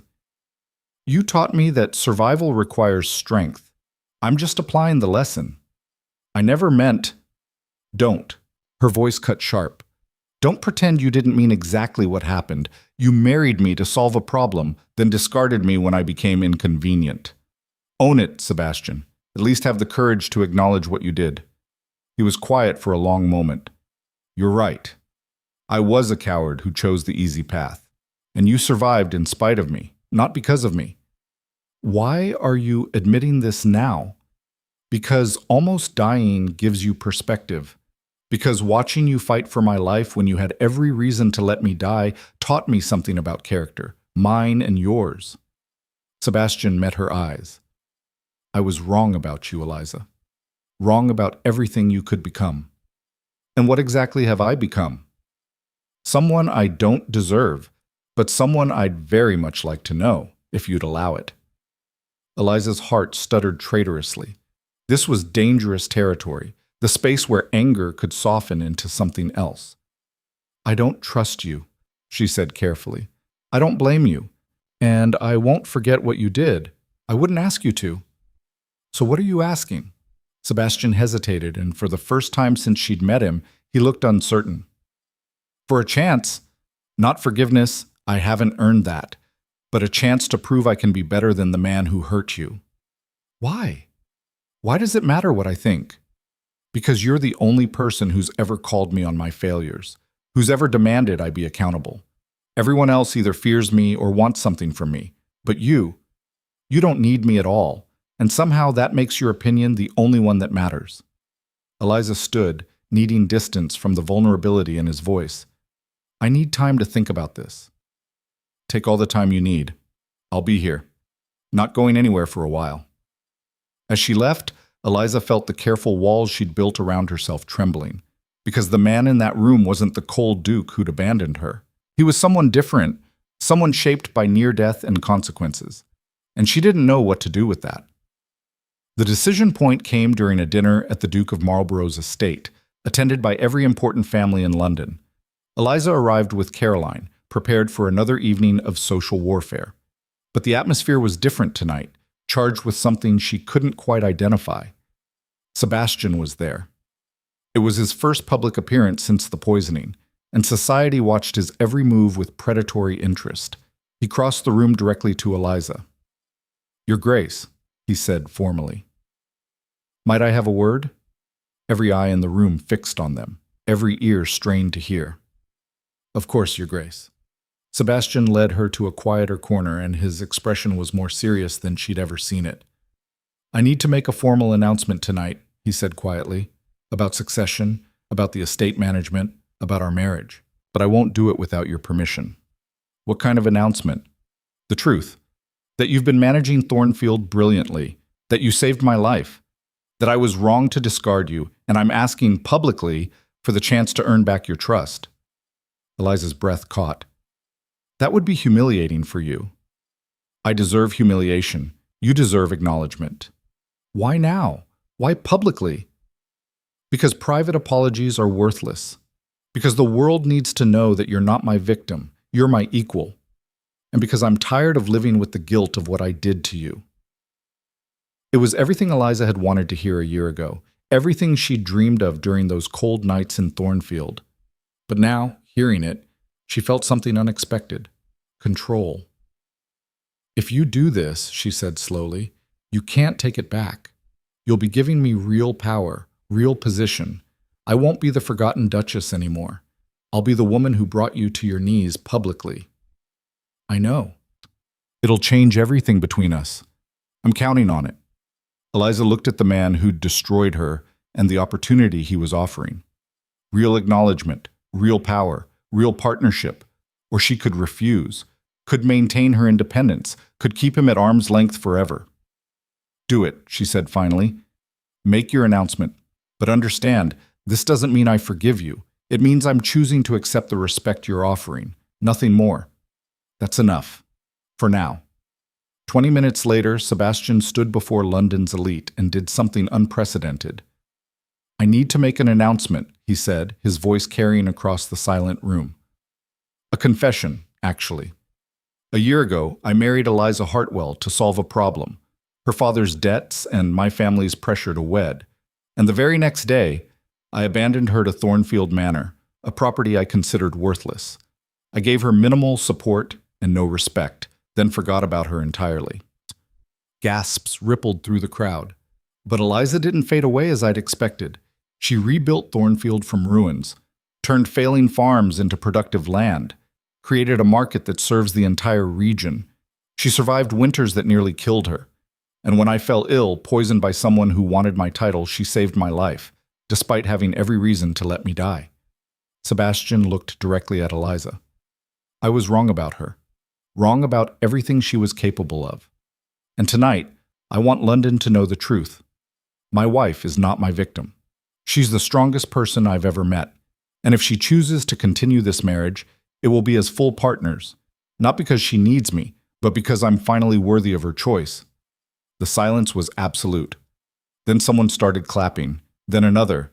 Then the entire room erupted in applause. Eliza stood frozen, feeling power settle around her shoulders like a cloak. Every person in this room had watched her be discarded. Now they were watching her be elevated, publicly irrevocably. She'd won, completely and absolutely. And the look in Sebastian's eyes as he watched her accept that victory was something she'd never expected to see from him, genuine admiration. This wasn't forgiveness. This wasn't love.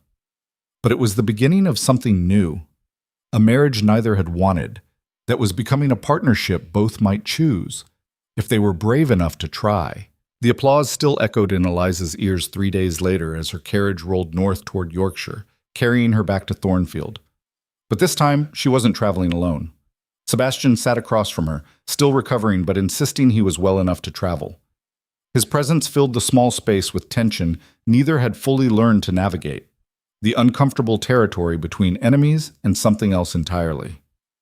"You didn't have to come," Eliza said, watching the London streets give way to open country. "Yes, I did. I've never actually seen what you built.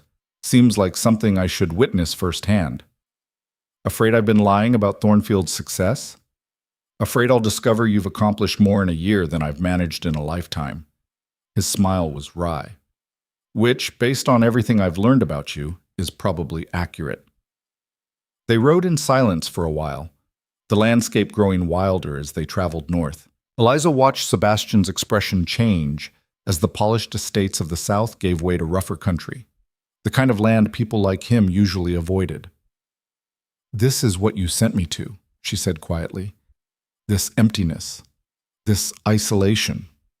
I know, and I'm sorry, truly sorry, not just performatively so. Sorry doesn't undo a year of exile." "No, but maybe witnessing what you created from that exile will help me understand exactly how badly I failed you." It was the most honest thing he'd said, and Eliza didn't know how to respond. So she turned back to the window and watched the moors roll past, feeling the strange pull of returning home to a place that had been meant as punishment. They arrived at Thornfield just before sunset on the 4th day of travel. The estate looked different in the golden light, the repaired roofs gleaming, the restored windows reflecting fire, the grounds manicured but not lifeless. Smoke rose from chimneys in both the manor and the village beyond. The market courtyard bustled with late-day activity. Sebastian climbed down from the carriage and just stood there staring. "This is Thornfield?" he finally asked. "This is what Thornfield became when someone actually cared about it." Mrs. Graves appeared in the doorway, her stern face breaking into the closest thing to a smile Eliza had ever seen from her. "Your Grace, welcome home." Then she noticed Sebastian, and her expression cooled considerably. "Your Grace." "Mrs. Graves, please prepare the master suite for his Grace. He'll be staying for—" Eliza paused, realizing she had no idea how long Sebastian intended to remain. "A few weeks at least," Sebastian said. "If that's acceptable to you, of course. This is your domain." "It's acceptable. Though you should know the villagers won't exactly welcome you with open arms. Your family name carries considerable weight here, and not the good kind." "I'm aware. I'll earn their trust the same way you did, through action, not expectation." Mrs. Graves looked skeptical but nodded. "Dinner in an hour, then. I'll have Mary prepare something suitable." As she left, young Tom appeared from the stables, stopping short when he saw Sebastian. "Your Grace," he said to Eliza, carefully not looking at the Duke. "Didn't expect you back so soon. Is everything well? The market, the farms?" "Thriving. John Miller's been managing the coordination in your absence. You trained us well." Now Tom did glance at Sebastian, and his expression was carefully neutral. "Didn't know we were expecting additional guests." The Duke wanted to see Thornfield's improvements personally. "I'm sure he did." Tom's tone suggested he had opinions about that, but was too professional to voice them. "I'll let the village council know you've returned.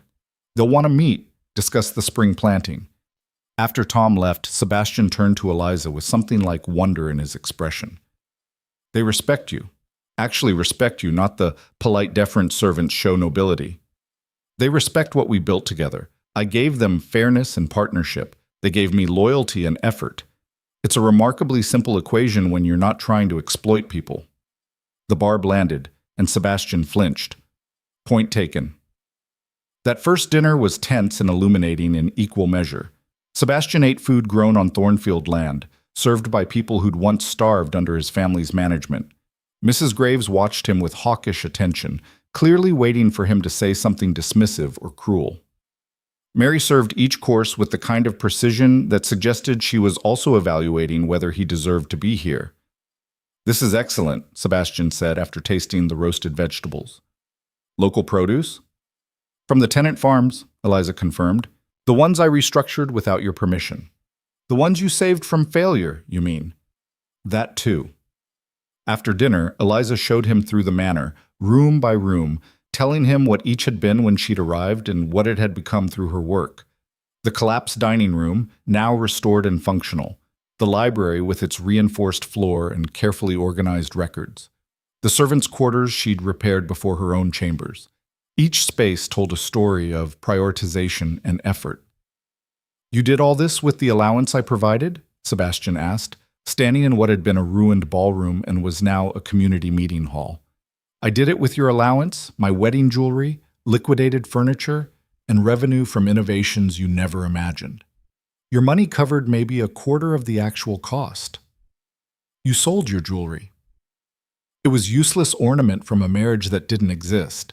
Better it become something real, roofs, food, futures for people who actually needed them." Sebastian moved to the window, looking out over the darkening moors. "I remember this place from my childhood. My father would send me here when I disappointed him. Lock me in the east wing for days, let me think about my failures. I hated every stone of this building." "So you sent me here as punishment?" "I sent you here because I'm damaged and cowardly and couldn't bear to have a real wife when I'd spent my whole life learning to trust no one." He turned back to her, and his expression was raw.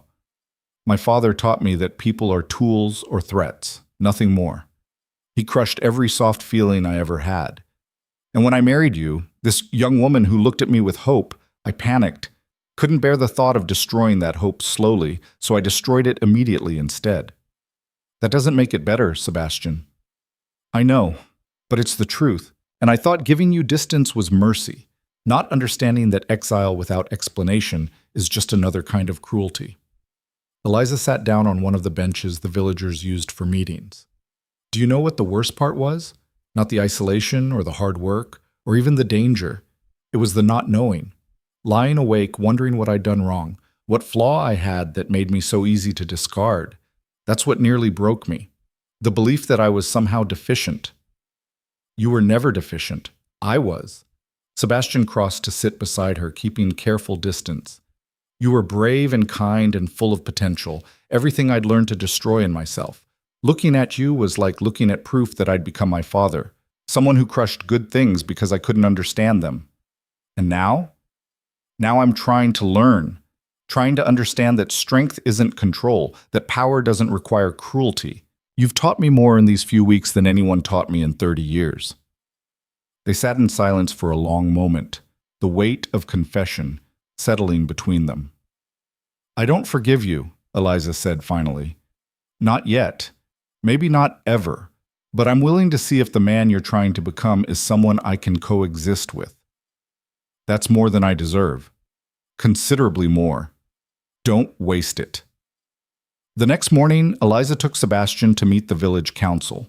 The meeting was held in Greystone's modest town hall, and the tension when Sebastian entered was thick enough to cut. 20 pairs of eyes fixed on him with expressions ranging from suspicion to outright hostility. John Miller stood at the head of the table, his weathered face carved from stone.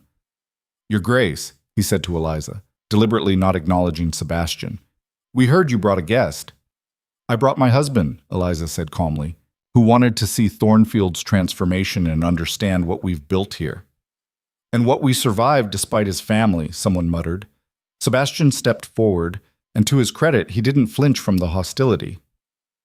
"You're right to hate the Crow name," he said directly. "My father exploited this village brutally. He raised rents until families starved, seized farms when debts couldn't be paid, and showed no mercy to anyone who struggled. And He paused, forcing himself to continue. "I enabled it, inherited his wealth without questioning where it came from or who suffered for it. Then I sent my wife here, to the place I knew was broken, and abandoned her without a second thought." The room was utterly silent. "I can't undo that damage. Can't give back lost years or stolen land. but I can acknowledge it. Can admit that everything good about Thornfield now exists because of Eliza, not me. Can promise that going forward, this estate will operate on the principles she established. Fair rents, partnership, mutual respect. Pretty words, John Miller said flatly. We've heard pretty words before, usually right before another rent increase. Then don't trust my words. Trust her. Sebastian gestured to Eliza. She's proven what she'll do for this community. I'm just asking for the chance to prove I won't undo her work. Why should we believe you've changed? Another council member demanded. Rich men don't change. They just get better at hiding their cruelty. You're right, most don't change, but I nearly died, poisoned by my own cousin who wanted my title, and the wife I'd abandoned saved my life despite having every reason to let me die. That kind of grace, his voice roughened, that kind of undeserved mercy changes you, or it should, if you're paying attention. Eliza watched the council members' faces, saw skepticism warring with the faint possibility of belief. These were people who had been betrayed too many times to trust easily, but they were also people who'd learned to trust her. I'm not asking you to forgive him, she said quietly. I haven't forgiven him myself, but I am asking you to let him prove whether he's worth the chance I'm giving him. Judge him by his actions here, not his family's history. John Miller studied Sebastian for a long, uncomfortable moment. You want to prove yourself? Fine.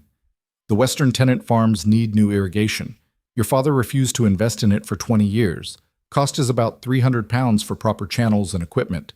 You fund that. No strings, no increased rents, and we'll consider that you mean what you say. Done, Sebastian said without hesitation. I'll have the funds transferred this week. And the widow Morrison's cottage, another council member added, testing. Roof's been failing for 3 years. Your father promised repairs and never delivered. I'll have it repaired personally. What else? For the next hour, they listed needs, repairs, improvements, investments his family had promised and never delivered. Sebastian agreed to every single one, and Eliza watched his fortune redistribute itself to fix the damage his ancestors had caused. You're bankrupting yourself, she murmured as the meeting finally concluded. I'm investing in something that actually matters. There's a difference. Walking back to Thornfield through the village, Eliza noticed something shifting. People still watched Sebastian with wariness, but a few nodded in acknowledgement. One elderly woman even offered a cautious greeting. It's a start, Eliza said. It's more than I expected. They could have run me out entirely. They would have if I hadn't vouched for you. Don't make me regret it. I'll spend the rest of my life trying not to. The weeks that followed developed a rhythm neither had anticipated. Sebastian threw himself into Thornfield's improvement with the same intensity Eliza had shown. He met with tenants, learned their names and stories, worked alongside them on repairs. His expensive clothes got dirty. His soft hands developed calluses, and slowly, painfully slowly, respect began to replace hostility. Eliza watched this transformation with complicated feelings. Because the man working beside John Miller to dig irrigation channels wasn't the cold duke who'd abandoned her. This was someone different, someone willing to be humbled, to learn, to earn rather than demand. And she didn't know what to do with that. You're staring at him, Caroline said during one of her visits from London. She'd taken to traveling to Thornfield regularly, claiming the countryside was boring but clearly fascinated by the domestic drama unfolding. I'm monitoring his progress. You're wondering if he's genuine or performing, Caroline sipped her tea knowingly. And you're terrified that if he's genuine, you might actually have to deal with forgiving him. I don't have to forgive anything. No, but you might want to, which is worse, because wanting to forgive someone who hurt you feels like betraying yourself. Eliza set down her cup carefully. You're surprisingly insightful for someone who spends her time orchestrating social destruction. I contain multitudes. Also, I've been where you are, caring about someone who doesn't deserve it, hating yourself for caring. It's exhausting. What did you do? Made a choice. Decided whether the person they were becoming was worth the risk of trusting them again. Sometimes the answer was yes, sometimes no. But either way, choosing was better than this limbo of uncertainty. That night, Eliza found Sebastian in the library, reviewing ledgers by candlelight. You don't have to do this, you know, she said from the doorway. He looked up, and the shadows made his expression hard to read. Do what? The accounts, the management, any of it. You made your public apology. You could return to London and let me continue running things. Is that what you want? I'm asking what you want. Sebastian set down his pen and stood, moving to face her properly. I want to understand what you built here. Want to learn how to be the kind of man who creates rather than just inherits. Want to prove to you and to myself that I'm capable of change. And if you're not? If this is just temporary reformation that fades once the guilt wears off? Then you'll throw me out, and I'll deserve it. But Eliza, he stepped closer, and his voice dropped. I don't think it's temporary. I think almost dying, and then watching you save me anyway, broke something fundamental in who I thought I was. I can't go back to being that cold, controlled man who cared about nothing. You've made that impossible. I didn't do anything except survive what you put me through. You survived it brilliantly, built an empire from ruins, earned loyalty I never could, proved that strength and compassion aren't opposites. And every day I spend here, watching you lead, seeing what you've accomplished, it destroys every excuse I ever made for my own failures. Eliza's heart was pounding, and she hated it, hated that his words affected her, hated that the distance between them felt charged with possibility instead of just anger. What are you asking me, Sebastian? I'm asking if there's any chance, any possibility, however small, that we could build something real. Not the marriage we were forced into, but a partnership we choose. I know I don't deserve it. I know I've given you every reason to refuse, but I'm asking anyway. The answer should have been no, should have been immediate and absolute, because he'd hurt her, abandoned her, treated her like disposable obligation. But standing there in the library she'd restored, in the manor she'd saved, Eliza felt the weight of the past year settling differently. She'd survived his cruelty and come out stronger. She'd built a life that didn't need him, which meant choosing him now wouldn't be weakness. It would be power, the power to decide her own future on her own terms. I need time, she said finally. I need to see if this version of you, the one who works and listens and tries, is real or just guilt-driven performance. I need to know that 6 months from now, a year from now, you won't revert to the man who discarded me. How long do you need? As long as it takes. No timeline, no pressure. You live here, work here, prove yourself here. And when I'm ready, if I'm ever ready, I'll tell you. That's more than fair. It's a gamble for both of us. You're betting I'll eventually trust you. I'm betting you're actually capable of sustained change. What happens if we both lose? Then we have a marriage of partnership and respect, if not love, which is better than most aristocratic unions manage anyway. Sebastian smiled, and it was sad and hopeful in equal measure. You've become extraordinary, Eliza Crow. I was always extraordinary. You just never bothered to notice. Spring arrived at Thornfield with a violence of green that transformed the moors overnight. The irrigation channels Sebastian had funded turned dry fields fertile. Seeds planted in soil that had lain fallow for years began to sprout. The village, which had existed in survival mode for so long, started to think about actual prosperity. And Eliza watched it all with the satisfaction of someone who'd fought for every inch of progress. Sebastian had been at Thornfield for 3 months now, and the changes in him were undeniable. He'd earned grudging acceptance from most of the village. He could discuss crop rotation with the farmers, negotiate fair prices with traveling merchants, and solve disputes without defaulting to aristocratic authority. But more than that, he'd learned to listen, to defer to Eliza's judgment, to recognize that his title meant nothing compared to her earned trust.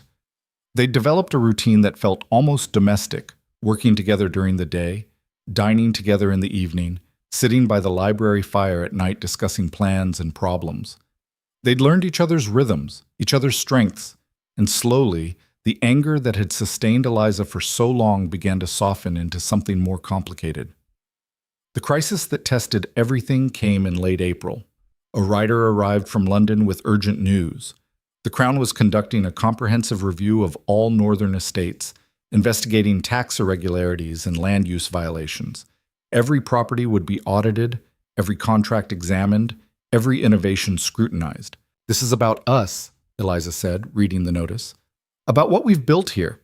Someone in London saw Thornfield's success and got nervous. Or jealous, Sebastian added grimly. The traditional landowners don't like seeing their model challenged. If we've proven fair rents and partnership models work, it makes their exploitation look worse by comparison. Can we survive an audit? Your records are immaculate. Every contract is legal. Every innovation is documented. We'll survive it. He paused. But we'll survive it better if we present a united front. If I formally transfer Thornfield's management to you legally, make you co-owner rather than just manager. Eliza stared at him. That would give me real power, legal power you couldn't revoke. I know, that's the point. Why would you do that? Because you've earned it. Because this estate is more yours than mine at this point, and because I trust you in ways I've never trusted anyone. Sebastian met her eyes. I'm not asking for forgiveness or declaring love. I'm recognizing reality and making it official. The next day, they traveled together to the county seat where a magistrate could witness and seal the contract. Sebastian signed over 50% ownership of Thornfield to Eliza, not as his wife, but as his legal partner. Equal rights, equal authority, equal control. You realize this means I could destroy you, Eliza said as the magistrate applied his seal. Could sell the property out from under you, could make every decision without your input. You could, but you won't, because you care about Thornfield more than revenge, and you care about the people here more than hurting me. Sebastian smiled slightly. Besides, if you were going to destroy me, you'd have done it when I was poisoned and vulnerable. This is practically safe by comparison. Walking out of the magistrate's office with legal partnership documents in hand, Eliza felt something fundamental shift inside her. She'd won. Completely, absolutely, irrevocably. She'd taken the punishment Sebastian had given her and transformed it into power. She'd turned exile into empire, abandonment into authority, and the man who'd tried to erase her had just made her his equal. What are you thinking? Sebastian asked as they climbed into the carriage. That, a year ago, I stood at an altar marrying a man who saw me as an inconvenient obligation. And today, that same man just gave me legal ownership of everything I've built. The symmetry is almost poetic. You built it. I just finally acknowledged what was already true. Yes, but acknowledgement matters. Legal recognition matters. This, she held up the documents. This is proof that I didn't just survive your cruelty. I transcended it. The Crown's audit began 2 weeks later and was as thorough as it was invasive. 3 royal auditors descended on Thornfield, examining every contract, interviewing every tenant, scrutinizing every innovation. They were looking for violations, for excuses to shut down the partnership model that was making traditional exploitation look bad. But Eliza had prepared for this moment for months. Every document was perfect. Every tenant testified to fair treatment and improved conditions. The financial record showed Thornfield outperforming comparable estates by significant margins. And when the auditors questioned the legality of reduced rents and profit sharing, Eliza produced legal precedents and contractual justifications that left them with no grounds for objection. On the final day of the audit, the lead auditor, a severe man named Lord Pemberton, who clearly wanted to find fault, sat across from Eliza and Sebastian in the library. I'll be honest, Your Graces, he said, his tone suggesting honesty pained him.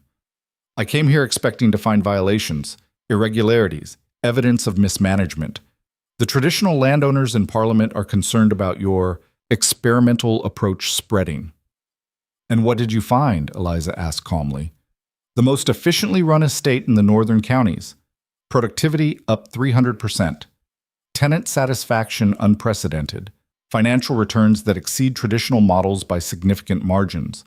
Everything documented meticulously, every contract legally sound.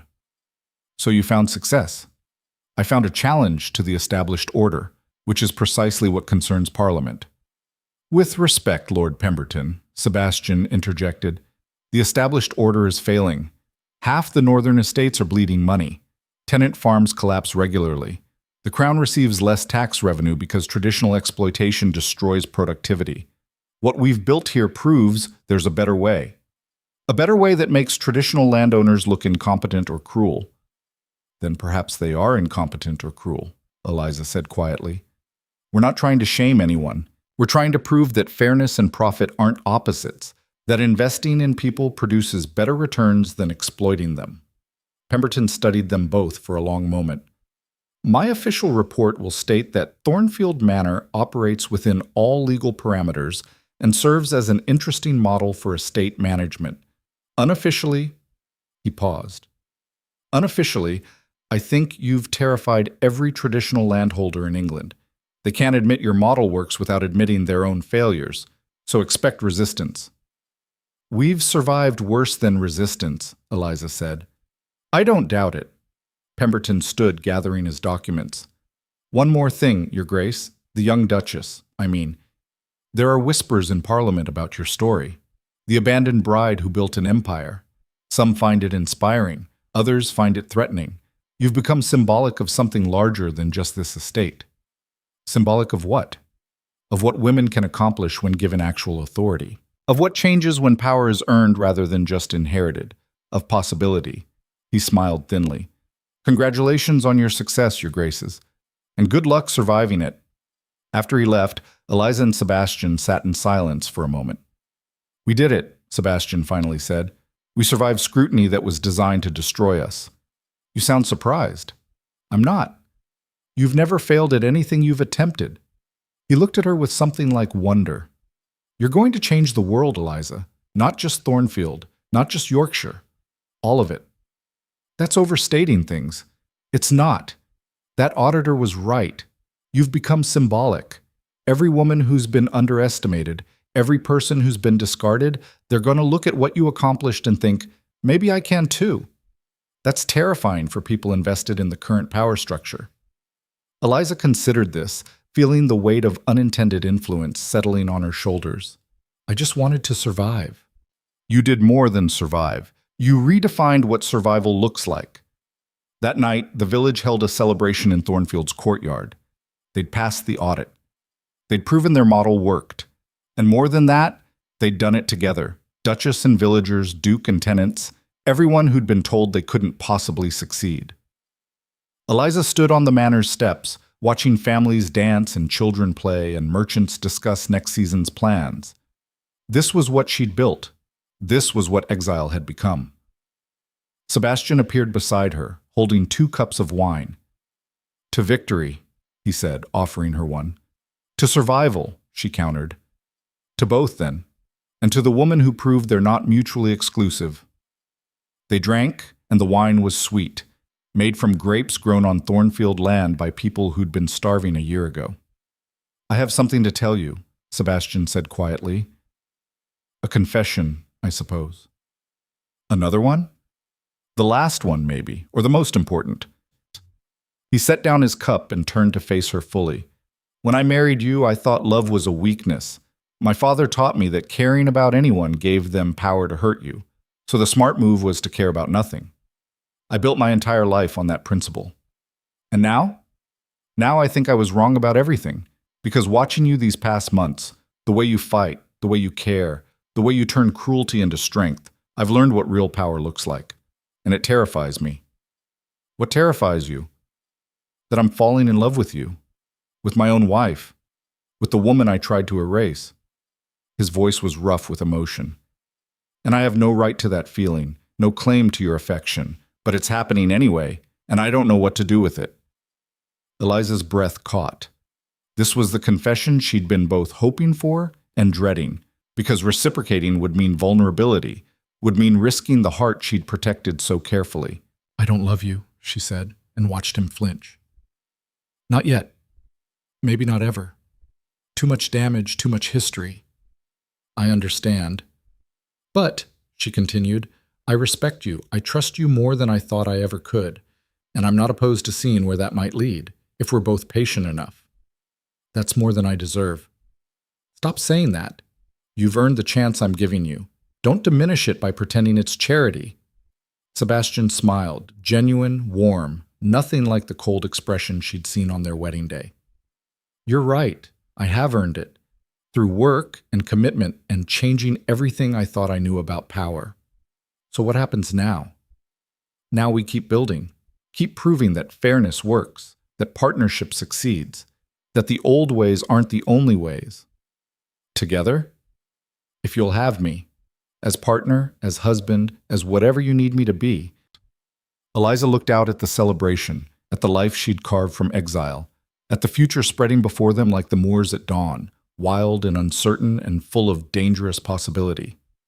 Together, she agreed, but on my terms, always on my terms. I wouldn't have it any other way. 6 months later, in the heart of autumn, Thornfield hosted a gathering that would be talked about for years.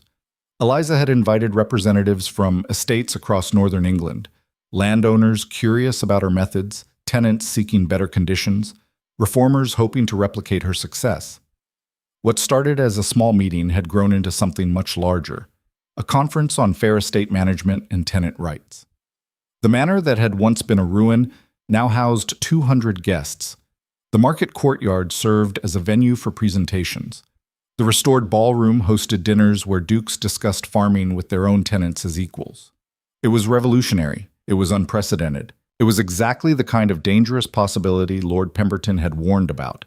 On the final night, Eliza stood before the assembled crowd and told her story, not as a victim's tale, but as a blueprint for transformation. "A year and a half ago," she began, "I was sent to this place as punishment. I was meant to fade into obscurity, become a forgotten footnote in someone else's story.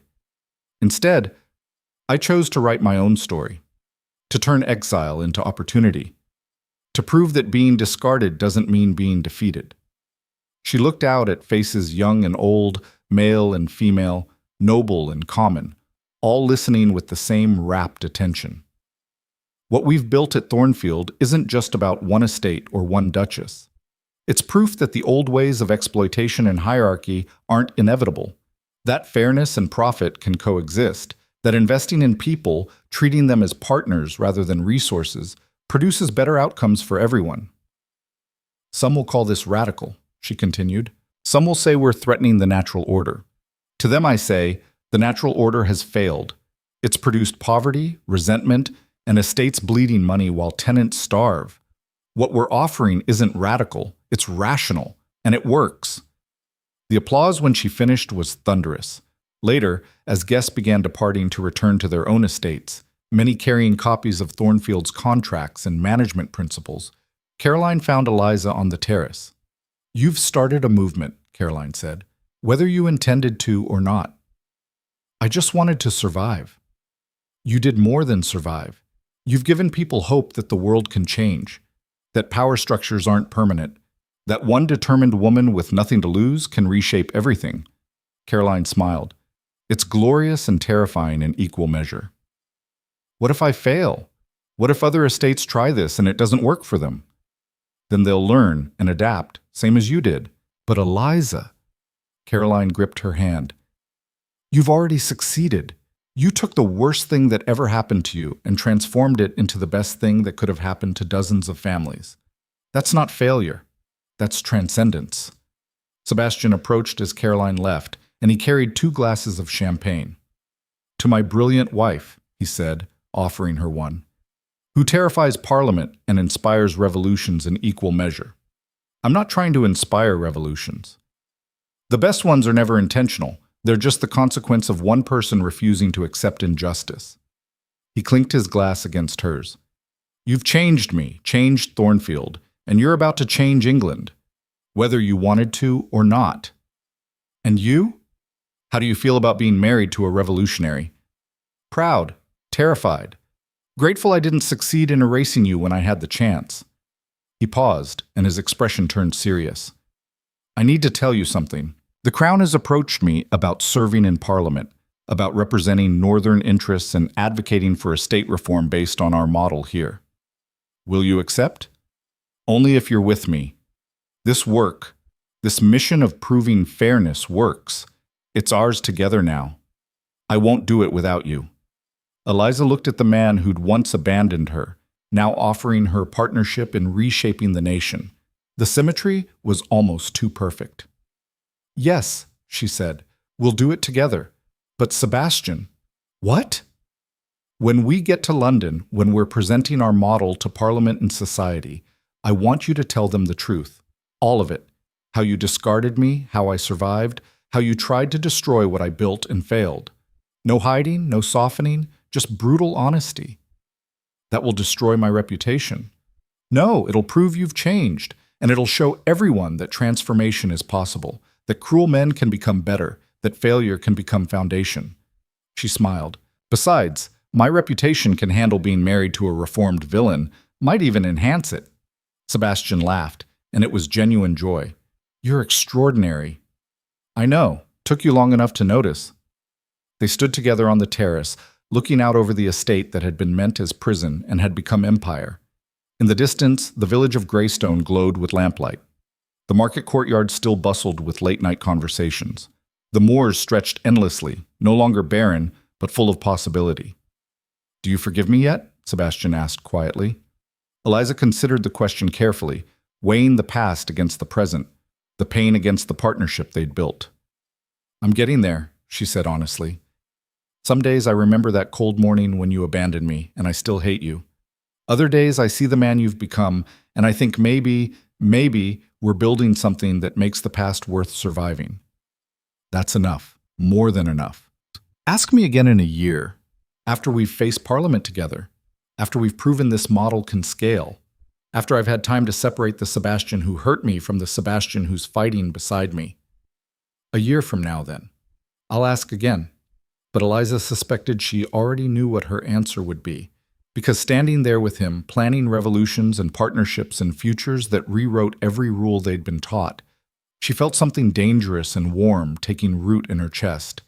Not forgiveness exactly, not yet, but the possibility of it, the recognition that loving someone who'd hurt you wasn't weakness if they'd genuinely changed, if they'd earned trust through sustained action rather than empty promises. A year ago, she'd been a broken girl, abandoned to a ruin. Now she was a woman who'd built an empire, started a movement, and reclaimed not just her life but her destiny. The abandoned duchess had become the force that would reshape England, and the man who'd tried to erase her had become her partner in revolution. It wasn't the marriage either of them had expected.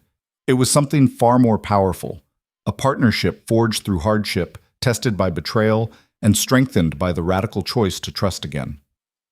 As stars emerged over the Yorkshire moors and music drifted from the manor behind them, Eliza Crow, no longer forgotten, no longer dismissed, no longer anything but exactly who she'd chosen to become, smiled at the future stretching before them. Come on, she said to Sebastian, taking his hand. We have a world to change. Might as well start tonight. And together, they walked back into the light.